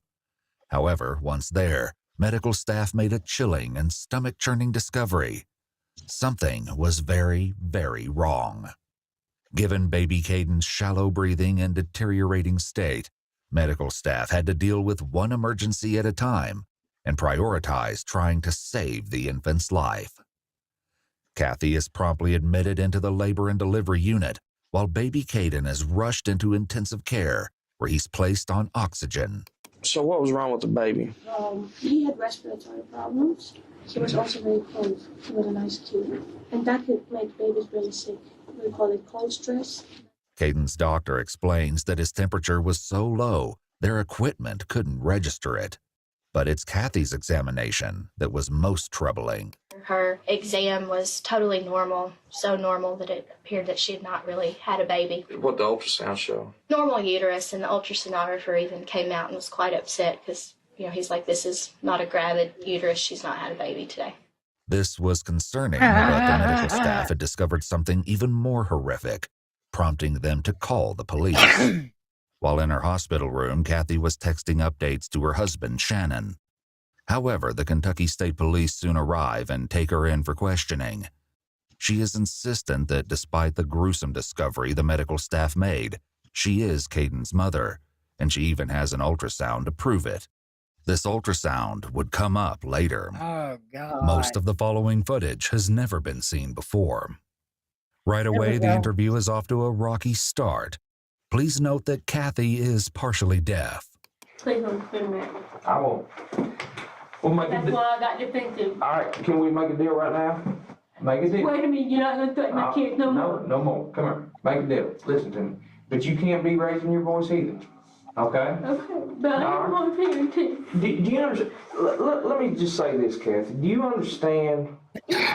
There's a lot of emotions going on here, okay? Yes, I do. And now Jamie's fucking missing, and I'm being blamed. Prior to walking into the interview, police executed a search warrant at Kathy's home. There, her other two children seem unusually eager to help as they comb through her belongings. Kathy's husband, Shannon, was not their biological father, but they thought of him as their father. Without understanding the implications, Kathy's children make a comment that unsettles the investigators. According to them, their mother had spent the day with a friend who also happened to be pregnant. While the name of the friend escapes them, they know with certainty it began with the letter J. As luck would have it, the kids have a way to find the name. through their access to Kathy's Facebook account. There, police find the name of 21-year-old Jamie Stice. When they reach out to Jamie, they can't get in contact with her. Because she was pregnant. She was left at that house with Mike. In order to find Jamie and ensure that they aren't jumping to any horrible conclusions, police track down Jamie's mother, Jeannie. Have you talked to anybody that has seen your daughter since 9:30 this morning? Kathy Coy. The fact that Jamie was heavily pregnant and now missing was a serious concern on its own. But given what the medical staff found, police knew that things could be dire. Let's start over, because we're going to figure this out together, all right? Okay. And we got to start from the very beginning. When you woke up this morning, what time did you wake up? Kathy walks the detective through her day. She woke up early that morning and saw her husband Shannon off to work around 4:30 a.m. According to Kathy, close to 10 a.m., she left to meet up with Jeannie, Jamie's mother. She then claimed her plans were interrupted when she felt contractions. Before she knew it, she was in full-blown labor. Kathy tells authorities she then delivered Caden in an empty restaurant parking lot before rushing to her friend Shelley's house for help. Shelley also spoke to police, and she would turn out to be an important witness for the day's events. So I ran out to the yard, I looked in the passenger seat, and I seen her with the baby and everything lay here between her legs. She had no pants, no underwear, just a shirt on. I told her, I said, stay right there, don't move. I ran in the house, I grabbed my phone, I ran straight to the bathroom to get a towel, and by the time I got back in here, she was already in my house. With the placenta and everything? With everything. Was everything connected to the baby still? Yes.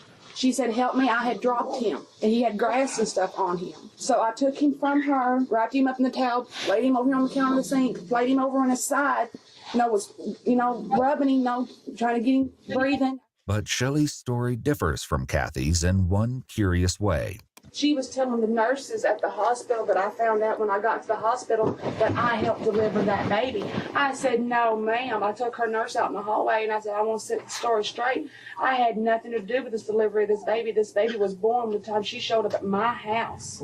The discrepancy would prove very important and beg the question, if Kathy's delivery was legitimate, why fudge the details? Authorities also check in with first responders to see if they noticed anything strange that might point to an explanation. Despite the chaotic scene upon their arrival, they tell detectives there wasn't a sign of anything suspicious, at least not at first. What was her demeanor? Did she stand up, or what was her? She was sitting down the entire time, like in the floor, hollering, take care of my baby, fixing the pats out. She was gagging. She was acting like she's going to throw up. And I think she actually did throw up once. Whenever I come back in with the stretcher, we pulled it up there. And when I turned around, she was already standing up, walking toward the stretcher. And she's like, I'm fine. Once she was in the ambulance, she's making comments or anything? Yeah, she said the reason why my baby is covered in grass and stuff is because I dropped the baby.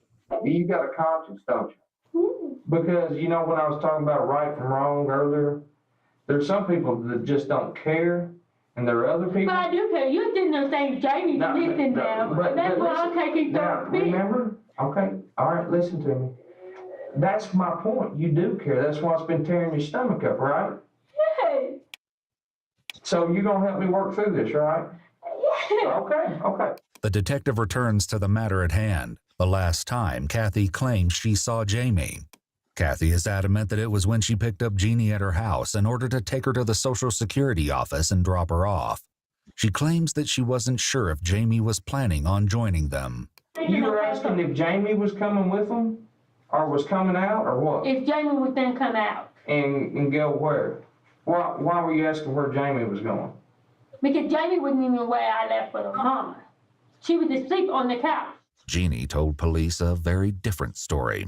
Was Kathy supposed to come back and pick you up at the Social Security She was office? supposed to come pick me back up. At what time? Told me that when I got through to text her, and she would come back and get me. Well, in the meantime, while I was there, she got Jamie, evidently brought Jamie back home because she started having contractions and going into labor. She went to the medical center. She's at the medical center now. Did you ever go back? Did you ever No, go back? I never went back inside the house. And you never went, did you ever I see? was inside the house that morning. But you never saw Jamie again? No. She was laying on the couch asleep when me and her mama left. While Kathy says that Jamie was asleep and didn't join her and Jeannie at the Social Security office, Jeannie disputes this claim, saying that Jamie had been with them, and Kathy had even driven Jamie back home while Jeannie stayed at the office. You said that Kathy brought Jamie back? Yeah. How do you know that? Because of this. Kathy I told asked me. her. Let me ask you this. Yeah, that's Jamie. All right. That's Jamie's face right there. Mm-hmm. And she was 30-something weeks pregnant. So you've known Jenny and Jamie for a few months, and they became your friend on Facebook? Right, they were having a hard time. They were getting evicted What and other- everything, and her car was run down. Were you helping her out or what? Trying to, yeah. I just met Kathy about 2 weeks ago. She's supposed to be getting us help with housing through some kind of BIBS organization or something. Kathy has just been caught in a lie, one of many. While Kathy told police that she knew Jeannie for a few months, Jeannie claims that they'd only been in contact for a few weeks. Even if they hadn't known each other long, Jeannie and Kathy exchanged frequent messages on Facebook over that short period of time. The Facebook messages show that Kathy had set herself up as a support for Jeannie. She told Jeannie that she could help connect them with social services and allegedly claimed she was a representative of a mysterious organization that helped infants of families in need. As their conversations continued, Kathy and Jeannie discussed Kathy's pregnancy. Kathy wrote in one message that Shannon is getting excited and annoying. He rubs my belly saying, come on, like every 2 minutes. She also attempted to explain why she hadn't given birth yet. In one message, Jeannie asked Kathy to clarify her bizarre claim, writing, "So he's in your back, is that why you're not dilating?" Kathy replied, "Yep." In a series of messages from just 3 days before Jamie went missing, Kathy eerily tells Jeannie that we were designed to be found. We found each other. To which Jeannie answered, "Evidently, I'm glad we did." As chilling as this message would turn out to be, Jeannie couldn't have known that while Kathy was claiming to want to help her, she had something truly twisted planned. The other thing is, she was approximately 35 or 36 weeks pregnant, right? Okay, well. I have no clue how far along she was. I didn't know she was supposed to have a baby. But here's the problem we got, Kathy. The baby that you brought to the hospital is about the same age. Okay, I was told it was 40 weeks. It's about 35, 36 weeks, just like Jamie's baby. Okay, I was told it was 40 weeks. Okay, now listen. Here's the other problem we got, okay? So you saw her today and she's been missing since about 10:30 this morning. Her baby is missing. Her family is worried Are you still awake, cousin? about it. Can you imagine? I don't blame Hey, you. Yeah, I can imagine. Can you imagine? I'll be out on the diversion streets and everything, searching everything kind of low. Could you imagine if those kids right there, you didn't know where they were or what happened to them? I turned this world upside down. Exactly. And that's what we're going to And do. me and Jenny, so much alike. That's why I don't Okay, I understand. What do you think about this lady, Nolly? Is this crazy or what? But we got to find what happened to Jamie, too. Yeah, because she was at the house Is that, when I was is there. that baby that you brought to the hospital going to be James'? No clue. That's what I'm trying to tell you. How do you have no clue? How would this happen that you have no clue if it was Jamie's baby? What's it? Well, she was there when I was Jenny. Though they move on, investigators have surely taken note of Kathy's slip-up about not knowing if the baby she was claiming to be hers was actually Jamie's. Was Shannon real excited about you having a baby? What did you have to say about what? Was he real excited about you having that baby? Put a lot of pressure on you, didn't it? Yeah. Put a lot of pressure on you. You've been depressed too. And then you had the miscarriage. How long has this been weighing on you? 'Cause you don't want to lose him. Would you do about anything to keep him and your family together? As the detective mentions, Kathy previously claimed to have been pregnant, but had suffered a miscarriage. After allegedly suffering from miscarriages in the past, Kathy was apparently at her breaking point. She feared her relationship with her husband Shannon couldn't survive another loss. Investigators spoke to Shannon themselves, and he paints a very different picture of their relationship. Have you and her been having problems? No more than any other married couple. I mean, were you thinking about leaving her or anything? Kathy decided that faking her pregnancy was the best choice. While Kathy confesses to deceiving her husband, she says that she had help maintaining her lies. I always stop by Shelly's house after I'm supposed to go to a doctor's appointment, and she calls Shannon. I don't know if she knew the truth or not, but she never questioned it or anything. But I would just go in and I would tell her, when we need to call Shannon, tell him this far along, this is what the doctor said. And she would say that she's a nurse from Dr. Ning's office and such and such and such and such. And she'd call from a private number, and then I would just go home. When detectives ask Shelley to explain herself, she admits to calling Shannon. So she had you act like the nurse, say, we've changed the appointment date? Yes, that was it. I did that once or twice. Okay. Why did you do that? She said that Shannon would be upset because at this time I still thought she was pregnant. I thought I knew her, but evidently I don't. According to Shelley, she had no knowledge of Kathy ever faking a pregnancy and thought she was helping a friend keep her mother-in-law off Kathy's back. Police also spoke with Shannon's mother, Diana, and she had her own suspicions about Kathy's motives. And she told me that she was always jealous of me because Shannon's affection for me. I was his mother. Oh, yeah. Despite her attempts to fake her pregnancy, it seems that not everyone was convinced. As it turns out, Kathy's pregnancy was a hotly debated subject in her inner circle. According to one friend, Kathy appeared to be showing late in 2010, but seemed to be shrinking in the months since. Another admitted to doubts after Kathy repeatedly rescheduled planned C-sections. Diana, Shannon's mother, also had her doubts. What was your feeling on her? Be honest with her. She wasn't pregnant. You knew it all along? Well, I figured it. I didn't know for sure. To sell her lie, Kathy got her hands on an ultrasound photo. The version she showed police was identical to the one she showed her husband, Shannon. He believed he was looking at a photo of his growing baby, not realizing that he was actually looking at a stolen ultrasound photo, one that Kathy casually swiped from a friend at a party in October 2010. Shannon thought she was pregnant. Yes, I'm just gullible, I guess. He actually felt something move in her belly. She could have done that, I mean. The detective is right. Kathy brought home a fetal heart monitor. Somehow she convincingly faked a baby's heartbeat for Shannon. She also had him place his hands on her belly while she moved it, mimicking a baby kicking. As police would soon learn, this was only the beginning of what Kathy was capable of. Kathy knew that at some point, lies and phone calls wouldn't cut it. Eventually, she'd need an actual baby. But no one could have imagined the lengths she would go to in order to make this happen. As a precaution, police requested to look through Jeannie's house for any sign of her daughter. And when they did, they were surprised to find Jeannie's boyfriend, Mike, hiding from officers in an upstairs bedroom. We're looking for your daughter and you're hiding your boyfriend upstairs. Do you know where Jamie's at? No, sir. When's the last time you saw her? Listen, we're going to take a ride. Come on. Finding the whole thing suspicious, police immediately separate Mike and Jeannie, then grill them for answers. You're going to have to explain something for me. Just explain to me why you lied about it, and I hope it's a good reason. Because he's in drug court. You realize this is serious, right? Let me tell you something. This is real serious. This is about as serious as it gets, okay? Your daughter is real pregnant and missing. Let me let you know some other news. Kathy's not pregnant. Kathy's not pregnant? No. Now, you going to help us find your daughter? Kathy Ford's not pregnant. No.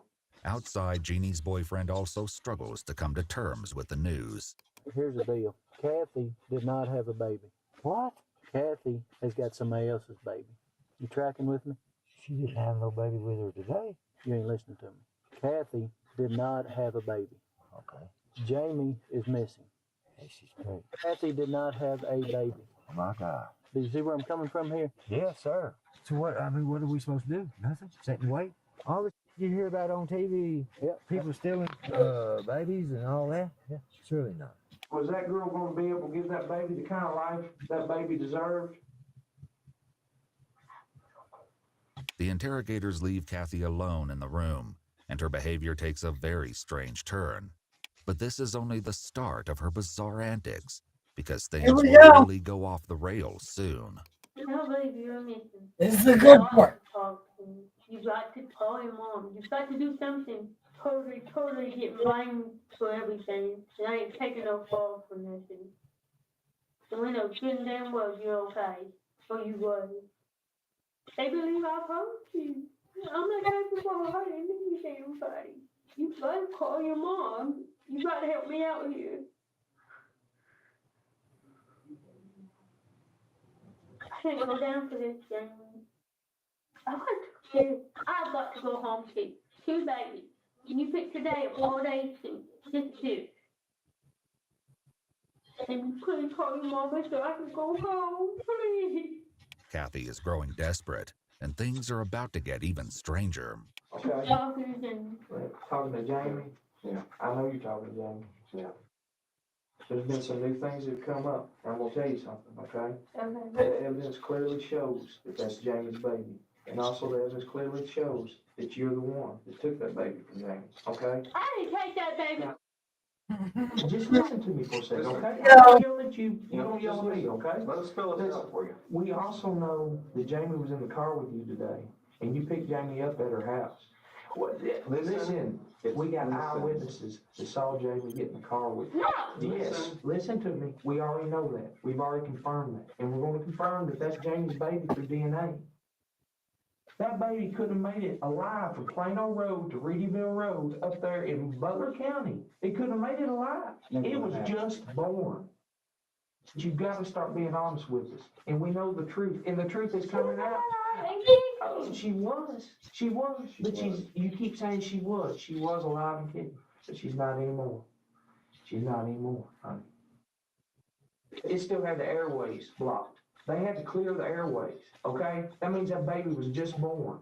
There's a very disturbing reason investigators have come to this conclusion. How long do you think we've been doing this? Look, I know I'm going down for this, but I don't go to jail, okay? You lied to us. You planned this. No, it was planned. No, it goes back to You. right. Because right. Listen. No. I want you to look at that. I want you to look. I'm not haunted by her. I know she's missing, but I haven't done a damn thing to her. You took her baby. You took her baby, didn't you? Look at her. Look at her. I'm looking at Jamie. She's a beautiful damn young girl. She's not here anymore. Now where is she? Tell us where she's at. And we're done. Tell us where she's at and we're done. I don't know where she's at. Kathy eventually told the detective a bizarre story to explain where the baby at the hospital came from. She claims that after the doctor told her that her own pregnancy was no longer viable, she was outside the office when a woman named Ashley saw her in distress. Kathy then stated that Ashley offered to sell her a baby for $550. Oh my God. No way. You've been No running around way. here, and all of a sudden, poof, here comes Ashley. And poof, here comes a baby. That does not happen. We know what happened. We got eyewitnesses. We got Jamie's baby, okay? It didn't magically appear in your arms, sweetheart. You know what? You probably think that you paid for this baby. No, I've been giving money. I know you've been giving them money. So in your mind, sure, you've paid for this baby. And you could give this baby a better life than she could, right? Because you know why? We give you a better life. Because it's the life that you wanted, a shame. And you were desperate. Tell me to tell you where Jamie is. Yes. I don't know. See, there you You're go. trying to make me be a royal, cold-hearted. Oh, no, I don't believe that. Listen, there's no reason to get mad here because the only person who's been lying in this whole thing was you. Who did something wrong today? I bought a baby. I did something wrong. You didn't just buy a You baby. didn't buy it. Yes, You I did. arranged for the baby to be taken from her. I'm a procrastinating liar. Huh? I'm a So- procrastinating liar. Is that it? So I've been told 1,000 times. You've been told that you're a liar. I'm a procrastinating liar. Okay. So now that we got that on the table, we need to know where she's at. Why do you keep moving? Stop pushing that towards me. Why? Now I'm actually starting to get pissed off. Okay? It's not bothering me. Is that what you're thinking? It bothers me. She's missing. Yeah. But I don't know where she's at. While Kathy admits to being a liar, she'll soon take this sentiment to a truly bizarre and shocking place. Kathy's ex-stepfather Ron claims he was also a witness to some of Kathy's shocking behavior. I don't want that girl back in my house. Do I believe that Kathy was capable of killing somebody? Yes.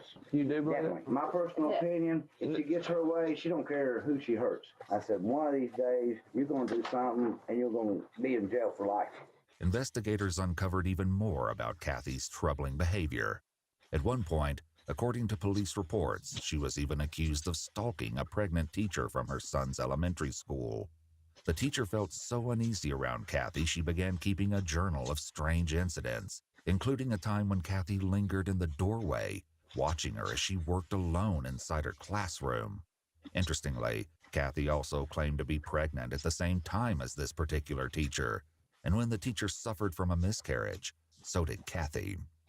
Back in interrogation, Kathy is about to slip up and make a huge mistake. You're trying to pin a murder on me. You're trying to pin kidnapping on me. Who said murder? Kathy, who said murder? You said you keep saying she's dead. I don't know. It's on this damn thing. You can't erase it. She said she was. You said she was still kicking. Yep. That was your exact word. She was. When I left her, Where did you leave her? No, hell. Where did you leave her? You're not playing the Where did you leave her? If you want me to keep talking and give you all the information, listen. back the up now. Calm down. Yeah. No. Listen. Listen to me. Listen to me or I'll shut the ass face. Kathy, listen to me. Now, I'll tell Who's you. yelling? No. Who's you yelling? listen to me. Who's right yelling? Is that the now. rage you use with? Is that the rage? And listen Is that to what me. you You did? want me to keep talking? Is that what you Shut did? up. Okay. Are you Shut gonna talk? Are you Is that gonna what talk? you did? Y'all got to Did you tell her to shut up? One, Did you tell her to shut up? What are you gonna do, honey? three. Say another word. I'll quit talking. Well, are you gonna tell us the truth? Shut up. Are you gonna tell us the truth? You trying to pin a goddamn murder? You said that she was Are you dead. gonna tell us the truth? Hold on. Okay? Are you gonna tell us the I truth? told you the truth. I said she was alive and kicking when I left her. Left her where? Where'd you leave her? I told you at the goddamn apartment, but she was with Ashley. No, see, that's different. Yeah, now it's different now. I don't know what she's The detectives jump on Kathy's slip-up for one very good reason. The disturbing discovery the medical staff made at the hospital, the one that prompted them to call the police. Dr. Sarah Mangold explained one of several horrific things they uncovered when Kathy came to the hospital. I left the room and then went and looked at the placenta, and that's when I noticed that the placenta had a uterus, tubes, and ovaries attached to it. When people deliver the placenta, all the other stuff remains intact. So What did you think? it had to come from somebody else. Dr. Mangold also noted cuts to the vital organs, which made them suspect the unthinkable.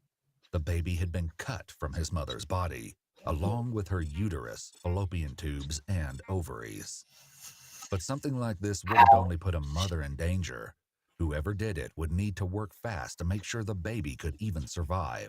If the mother was deceased, how long do you think it would take before the baby would have suffered or been in trouble? If a mom codes and cardiac arrest and you do a C-section, you've got 5 minutes from the time of the cardiac arrest to get the baby out. According to Dr. Mangold, disruption of the mother's heartbeat would cause vital blood flow to the baby to cease, blocking its oxygen supply. And I think the baby Yeah, cutting across like that, I mean, she's mimicking a C-section. I would think it would be hard to get it out. As disturbing as this information was, it was only the beginning of the alarming reveals. Y'all can take me down for that goddamn shit. Take you down? What do you mean? What if we try to get you help? Yeah. Like you keep screaming. What if we try to get You know what? help? If you give me help, I'll bow down and I'll kiss you back and white, okay? Because I know I need it, okay? You do need it. So let us help you. Yeah. Now listen to me. I know I need help. I need to be in a psychiatric ward. I know that. Okay, then tell us what happened. I'm crazy. I'm goddamn depressed. I have a temper. Kathy makes sure to say that she knows she should be in a psychiatric ward, perhaps setting herself up for a story she's concocting. And as you'll soon see, things will take a shocking turn where this claim is concerned. I don't know. I watched a lot of this You're getting frustrated with me. I didn't see the whole thing. Okay? You're getting frustrated with me. I know all the damn signs, okay? Listen to me. No, I'm worried. And I want to get you help, but until you come completely clean with us, I can't get you help. It may not have been That's a murder. lie. Was it an accident? Did it accidentally happen? Did it accidentally go too far? My second way. Yeah, I'm being just as evil as I can on this. My way. I will. Y'all try to take my kids from me. Nobody's talking about your kids anymore. Nobody is. Try to pin that goddamn murder on me and watch me be dead. Murder? You keep saying that. Murder. Y'all keep saying she's dead. Y'all don't deny what y'all been telling me because I'm not denying what I told you. We're asking you. We don't know what happened to her. All we You know be saying I was asking with her. you were. Okay? That's y'all can verify. This is. Then you're gonna have to verify your Stop word. shaking your damn head at me. You say that one more time to me, and I promise you, What? things are gonna change. You walk in the hospital up there with her baby in your arms. And when you walk in there with the baby in her arms, she's got all the inside parts that belong to Jamie. Okay? They're there. I mean, there ain't no denying it. Now that she's been confronted, Kathy's story will take a turn for the truly bizarre and unbelievable. Damn. Y'all pay me for stupid. You know what? I've been doing good. I've been acting so well. I had them fooled. I had everybody fooled. Amazing. That I was just one person, but that I had a temper problem. I had everybody fooled. Yeah, except for me.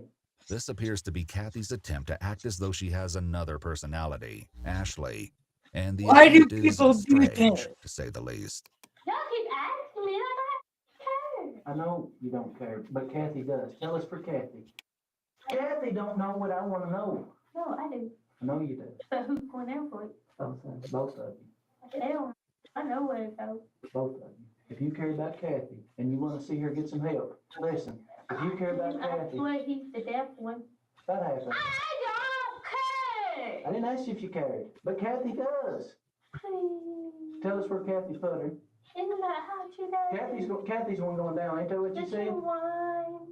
Does she cry? You ain't know. I don't hate you. I don't give. See, the thing about me, I don't care who I pick. Her damn little one is. Ashley. Yeah, she This needs is crazy. Okay, I'm talking. Thank you very, very fucking much. Let me ask you a question. Shut up! Let me ask you a question. No, shut up. Shut up. Question. Let me finish what I'm saying and then you can talk. Okay? Okay. Thank Go you. Thank you. Now, she goes what her husband says. She can't live without him. Okay? So they fight all the damn time. Okay? Their kids are smart. Y'all leaving? Yep, we're gonna leave again. No, I'm not done talking. I was actually trying to talk. Oh my God. She needs to go down. Listen, now. Ah, be quiet. Ah, shut up.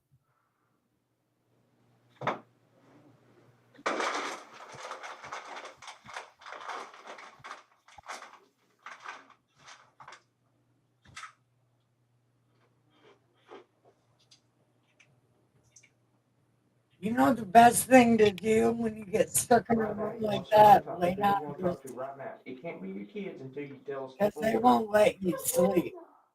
So when they put you in there, take your shirt off and use it as a pillow. And I bet you they'll jump in that room. She needs to lay down and go to sleep. They'll quit leaving her alone. Kathy's own children would reveal a chilling story about what their mother was capable of. This incident took place just 2 weeks earlier when she was at a local market with her 2 children. Did you go with her to the flea market a couple weeks ago? Yeah. She bought a stun gun from the flea market, saying she was going to play around and you're going to die.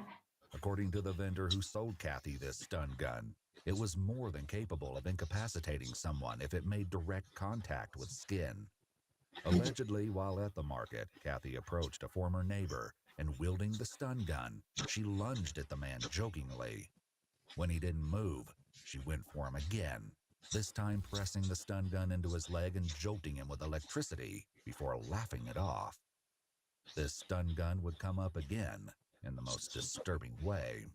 When another officer comes in to speak with Kathy, She elaborates on her horrific plan to fake her pregnancy. And when the baby was born, in order to take the placenta and stuff out to where it would be attached to the umbilical cord, where I could put it up in me to pass the baby off as my own. So I just took Hayden and where I presumed to be the placenta with me. But honestly, I just think something was wrong because that placenta was pretty damn big. She told me it was supposed to be small enough for me to fit back up inside me to play it off as a boat.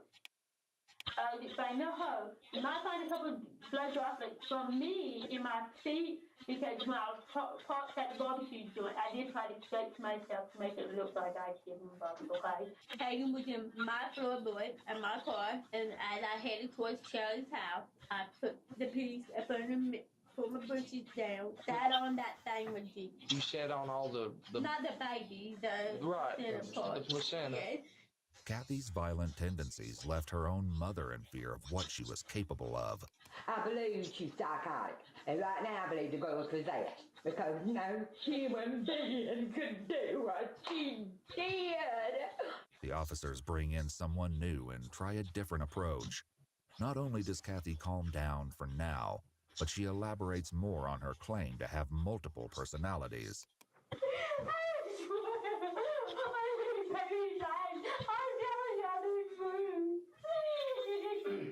All right, Kathy. There's one I want to talk to. Why do y'all keep calling me Kathy? Are you trying to make sure? No, I want to come here and talk to you a minute. I've got your car out there. Okay. I've got your Toyota out there. Thanks, Mom. Yeah. And it's got Jamie's blood all in it. Okay. Well, listen to me. I've got her bloody fingerprints on it also.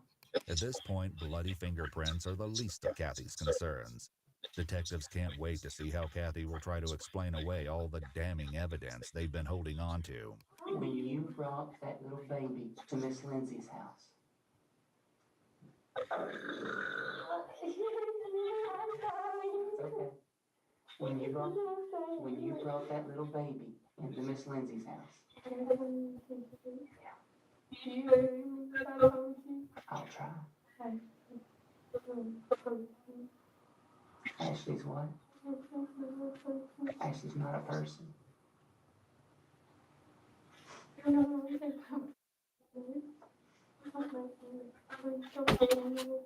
Don't what?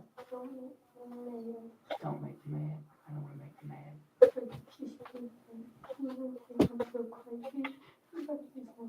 Listen, I promise you I'm not going to make you mad. How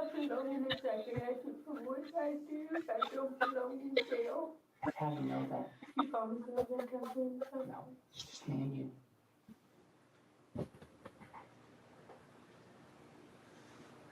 Ashley, what? Ashley's inside you. Oh my God, I can't. It's not how it works. How did she do it? Yeah, how did you do it? Yeah, she's in you. It's in here. It's in here. I've been calling that bipolar. Okay. But my family, everybody knows that I have like a split personality. Split personality. When you have split personalities, No, you don't. can remember. You can know what the other one knows. You can't stop it. And the right medications will stop her, honey. When she comes through, I have felt almost like a blackout. I don't know. I could be driving down the road and not remember how I got from one place to the other place. I would be sitting there talking to my kids, and then all of a sudden they're gone. I'm like, well, why don't you walk off? You know why? She's trying to keep you from telling you. We already know So you do it. We're just trying to figure out. Somebody got paid for it. Why? Not necessarily. No. And Not they're trying to say that I know everything, that I did this, I did that. I just want to go home to my kids. I know you do. Though Kathy had lied to Shannon in her attempt to fake her pregnancy, investigators were disturbed to find out that she hadn't lied to everyone in her life. When speaking with police, Kathy's daughter revealed an alarming twist. Did she ever talk about being pregnant to you or about losing the baby? About the miscarriage? Yeah, she said she had lost the baby and that she was thinking about kidnapping a baby. She asked me for help and I said definitely not. Then she said she was just playing around. She said she told me that because she said she trusted me and stuff and that not to tell my dad. What kind of help did she want you to do? I think she said kind of knock a person out and then kind of take a baby. And Kathy didn't only try to enlist the help of her daughter in her sick scheme. She also asked her son. She said, just hypothetically, if I was to want to commit a crime, would you help me? And I asked her, I said, what kind of crime? She said, theft. If I was to rob something, would you help me? I said, probably not. That don't mean I'd turn you in. I probably would, but because you're my mother, I would hesitate. She said, all right, well, what about murder? No, I told her, I said, absolutely not. I would never help you with something like that. But you don't put me in prison. Why would I put you in prison, hon? Because Jamie. What about Jamie? If you thought this story was already shocking, what happens next is completely bizarre. You ready for this, guys? Let's see. Hold on, she's trying. She's trying. She's trying because you're coming clean, sweet. This is so stupid. Please don't. Back away. Please, I will. Please. You can do this. You can do it, sweetie. Fight through it. You're stronger than she is. After several interviews, many people in Kathy's life say the same thing. She had This no is history of kinda going by other names, nor did she show any signs of multiple personalities. However, one person close to her would eventually share a different opinion about this. Get the small ass faster back in room. Which one you want? I want the small ass one. You did it. This is You terrible. did it. You happy now? She's begging, she don't let me out. She I'm so glad I'm only a little bit late she's going down for it. She's not gonna tell you. and I don't have to fake it. Oh, jeez. Oh, hell, smart. Hello. Did you call? As bizarre as all of this is, Kathy is attempting to distract detectives from the heart of the matter. What happened to Jamie? The truth of what Kathy did is even more disturbing than her bizarre Here we go. actions. Let's see. Something. I know how to kill. I know. Pick that up. Before you hurt Pick your... that up. No. Yes. Before you hurt your... Pick that up for me. No. Talk nice to me, and I'll help you. Talk nice to me, and I'll talk nice to you. And I'll throw it at you if I pick it up. I don't care. You ever been charged with What do you assault? mean? You know, that's the first dog. I might. Just one more charge. I just think you're very smart. She's so aggravated. I understand you. You're the first. No, everybody kept saying that. Oh, I feel like this chick's gonna give me nightmares. Listen. But you acting like I give a. I ain't saying you. You're tired of talking about this, ain't you? Yeah, I'm gonna go pee. Tell me where she's at, and we'll go pee. No, I have to pee, and I'll piss on myself. I don't care. Gross. What did I get for picking it up? Talk to me about Jamie. Oh, she's right there. Tell me where she's at, then we'll talk about whatever you want to. She could be here, she could be there. But where is she? You know. Oh, I God. do know. You do know. Hmm? Does it matter? It does to me. So you gonna cry? Hmm? So you gonna cry? No. But her mama's crying. You're right. You're really happy you figured this out, aren't you? Mm-mm.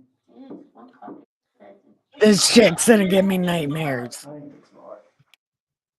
If I don't tell you where she's at, you can't do the goddamn thing to me. It's done, baby. It's done. Yes. I don't need to find her. The only reason I want to find her is for her mama. Can you prove she I'm just glad my kids are nerds No, you cannot.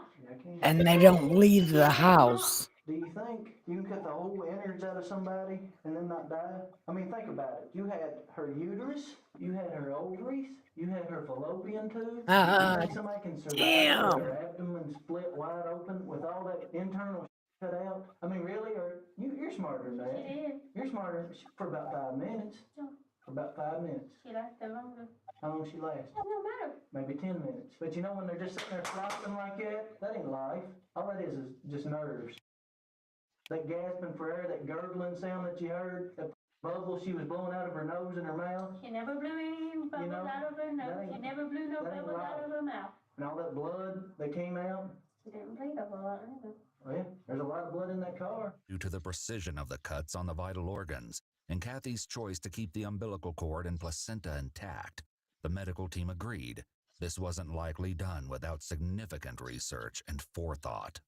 Did you cut her across or did you cut her up and down? She was in the car when I did it. I know she wasn't. The blood in the car. It's from the baby. I don't care what y'all know about personality.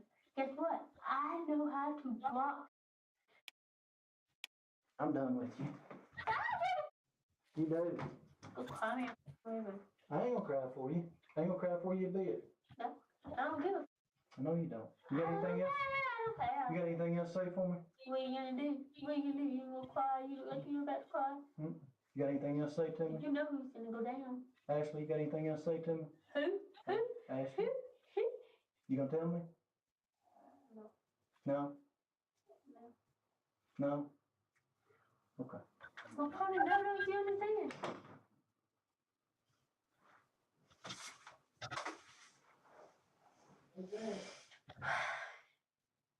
And as she gloats in the corner, authorities offer her one last chance to come clean. And despite all the self-assuredness she has now, she really won't like what's coming next. You know how you said we can't do nothing? How we can't do nothing without the body? This man right here is fixing to bring a citation in here for you for capital murder and kidnapping of this child and for this lady right here. Who's falling for it? Who's going there? You are. No, I'm not. So in order for you to help yourself right now, Ashley, we're gonna charge you. You know when figured out you blame Kathy the whole time. She knows where about everything. But you know what? He's gonna be the one put you in prison. He's gonna be the one charge you. You know what's funny about it? You charged me. Stand you up. charged me. Stand you up. charged me. Turn around. Fine. Trust me. Oh, you're done. Oh, you're done. See, we can.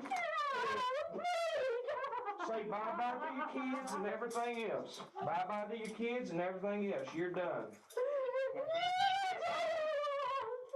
Oh, God. You want to cooperate with us? You want to tell us where? Jamie's at? Please take him off my arm. We've been taking friends too. They always so cutting into my wrist. I swear I will burn them. Please. You're done. You're done, honey. You're done. Have a seat. Get the truth. Have a seat. Get the done with you. You're done. We're done playing it. Oh, my God. Let me tell you the bottom line. Let me tell you the bottom line here. Give me a second. Let me tell you the Okay. bottom line. You are a sorry. Okay? And you are going to prison. You're going to prison. Come on. You're telling me. Don't push my wrist. I broke my wrist. You better not push. Hey, let me ask you something. You gonna cooperate now? You gonna cooperate now?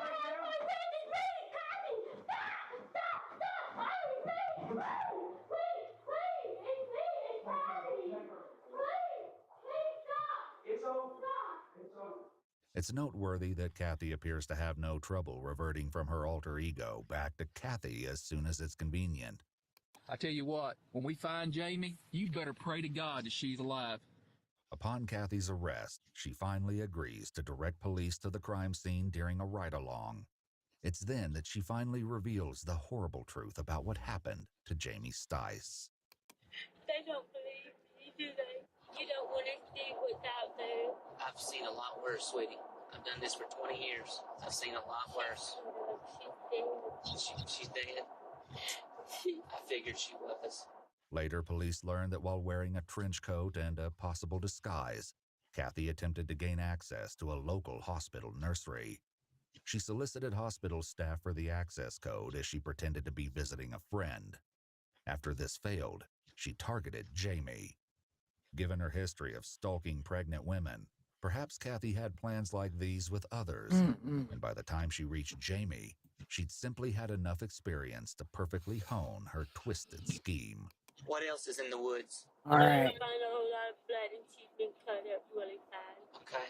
There's a taser. The what? A taser. A taser? That immobilized her Oh, you tased her. I see. Where did you tase her at?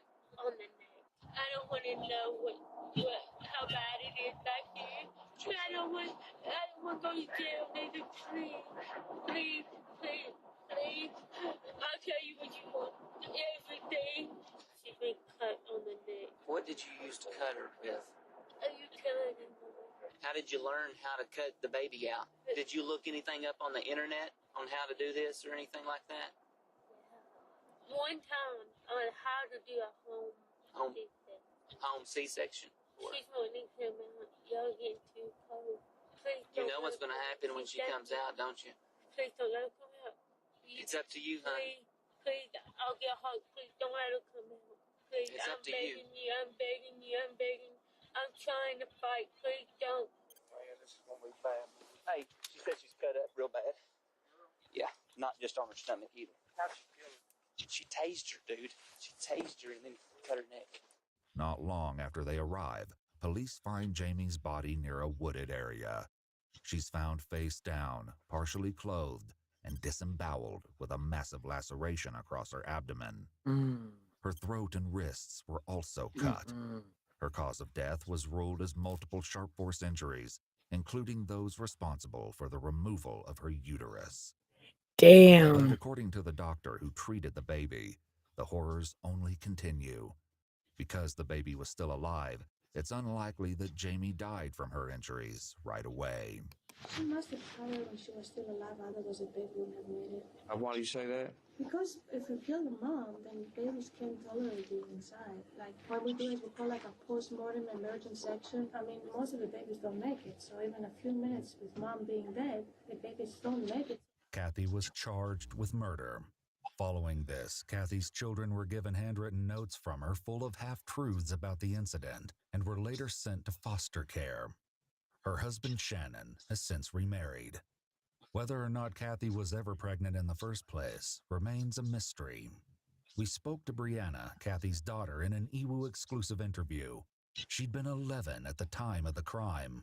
She gave us some insight into how Kathy behaved the day she killed Jamie Stice. Wow, she looks just like her mom. Incident, but her acting normal prior to what happened definitely did throw me off, because when I found out what happened, I was shocked. You look just like your mom. She did not act like anything was up in what way Doesn't whatsoever. she, Nolly? And Looks just like he her got mom. told Wow. about what had happened, and it was like everything broke loose. The first time in a long time that I saw my stepdad, he was crying, but not in that way of, losing her, but mostly that how could I have not seen what had happened? That I noticed that it was fake tears. He was not really upset. He looked like he was relieved from her in a way. Brianna also had some thoughts about her mother's claim to have multiple personalities. She's not an actress or an actor. I do believe that she has a multiple personality disorder. And I've seen that exact type of behavior throughout my entire childhood, of where she does not refer herself as Kathy or my mom. She refers herself as somebody else. Notably, Brianna says that the name she referred to herself as wasn't Ashley. One moment she would refer herself as Kat. Kathy Coy was convicted of murder as well as 2 counts of kidnapping, one for an adult and one for a minor. In 2011, she was sentenced to life without the possibility of parole for her crimes. Against all odds, the infant Kathy mercilessly ripped from his mother survived. He was named Isaiah Reynolds, with his middle name as Stice in honor of Jamie's last name. He now lives with his father and sees Jamie's family regularly. Oh, that's good. Okay. I do have to go to bed, cousin. I can't watch more. You want to watch more tomorrow? Because everybody's going to Michigan tomorrow, except for me. So I'll just be sitting around doing laundry. So text me whenever you wake up and we'll do some more. You too, cousin. I love you. Text me when you wake up tomorrow and we'll I'll live stream and we'll watch some more. Oh. Alright, Tuesday it is then.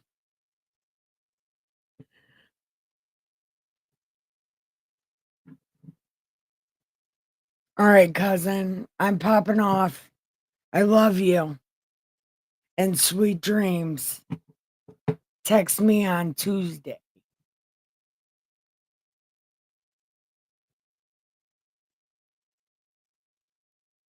You know what time I think I can make time for you. No, I'll wait for you till Tuesday. Okay, that's perfect. Yeah, that's perfect. Just text me whenever you're bored.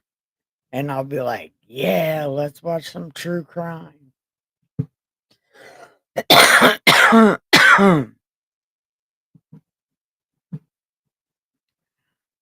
Good night, Nolly. Kiss Jason for me and tell him I said sweet dreams. And I love him too.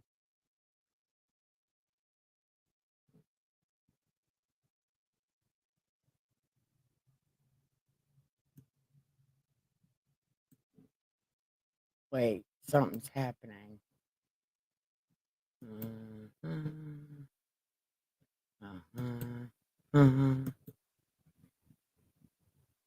All right. Love you guys. Good night.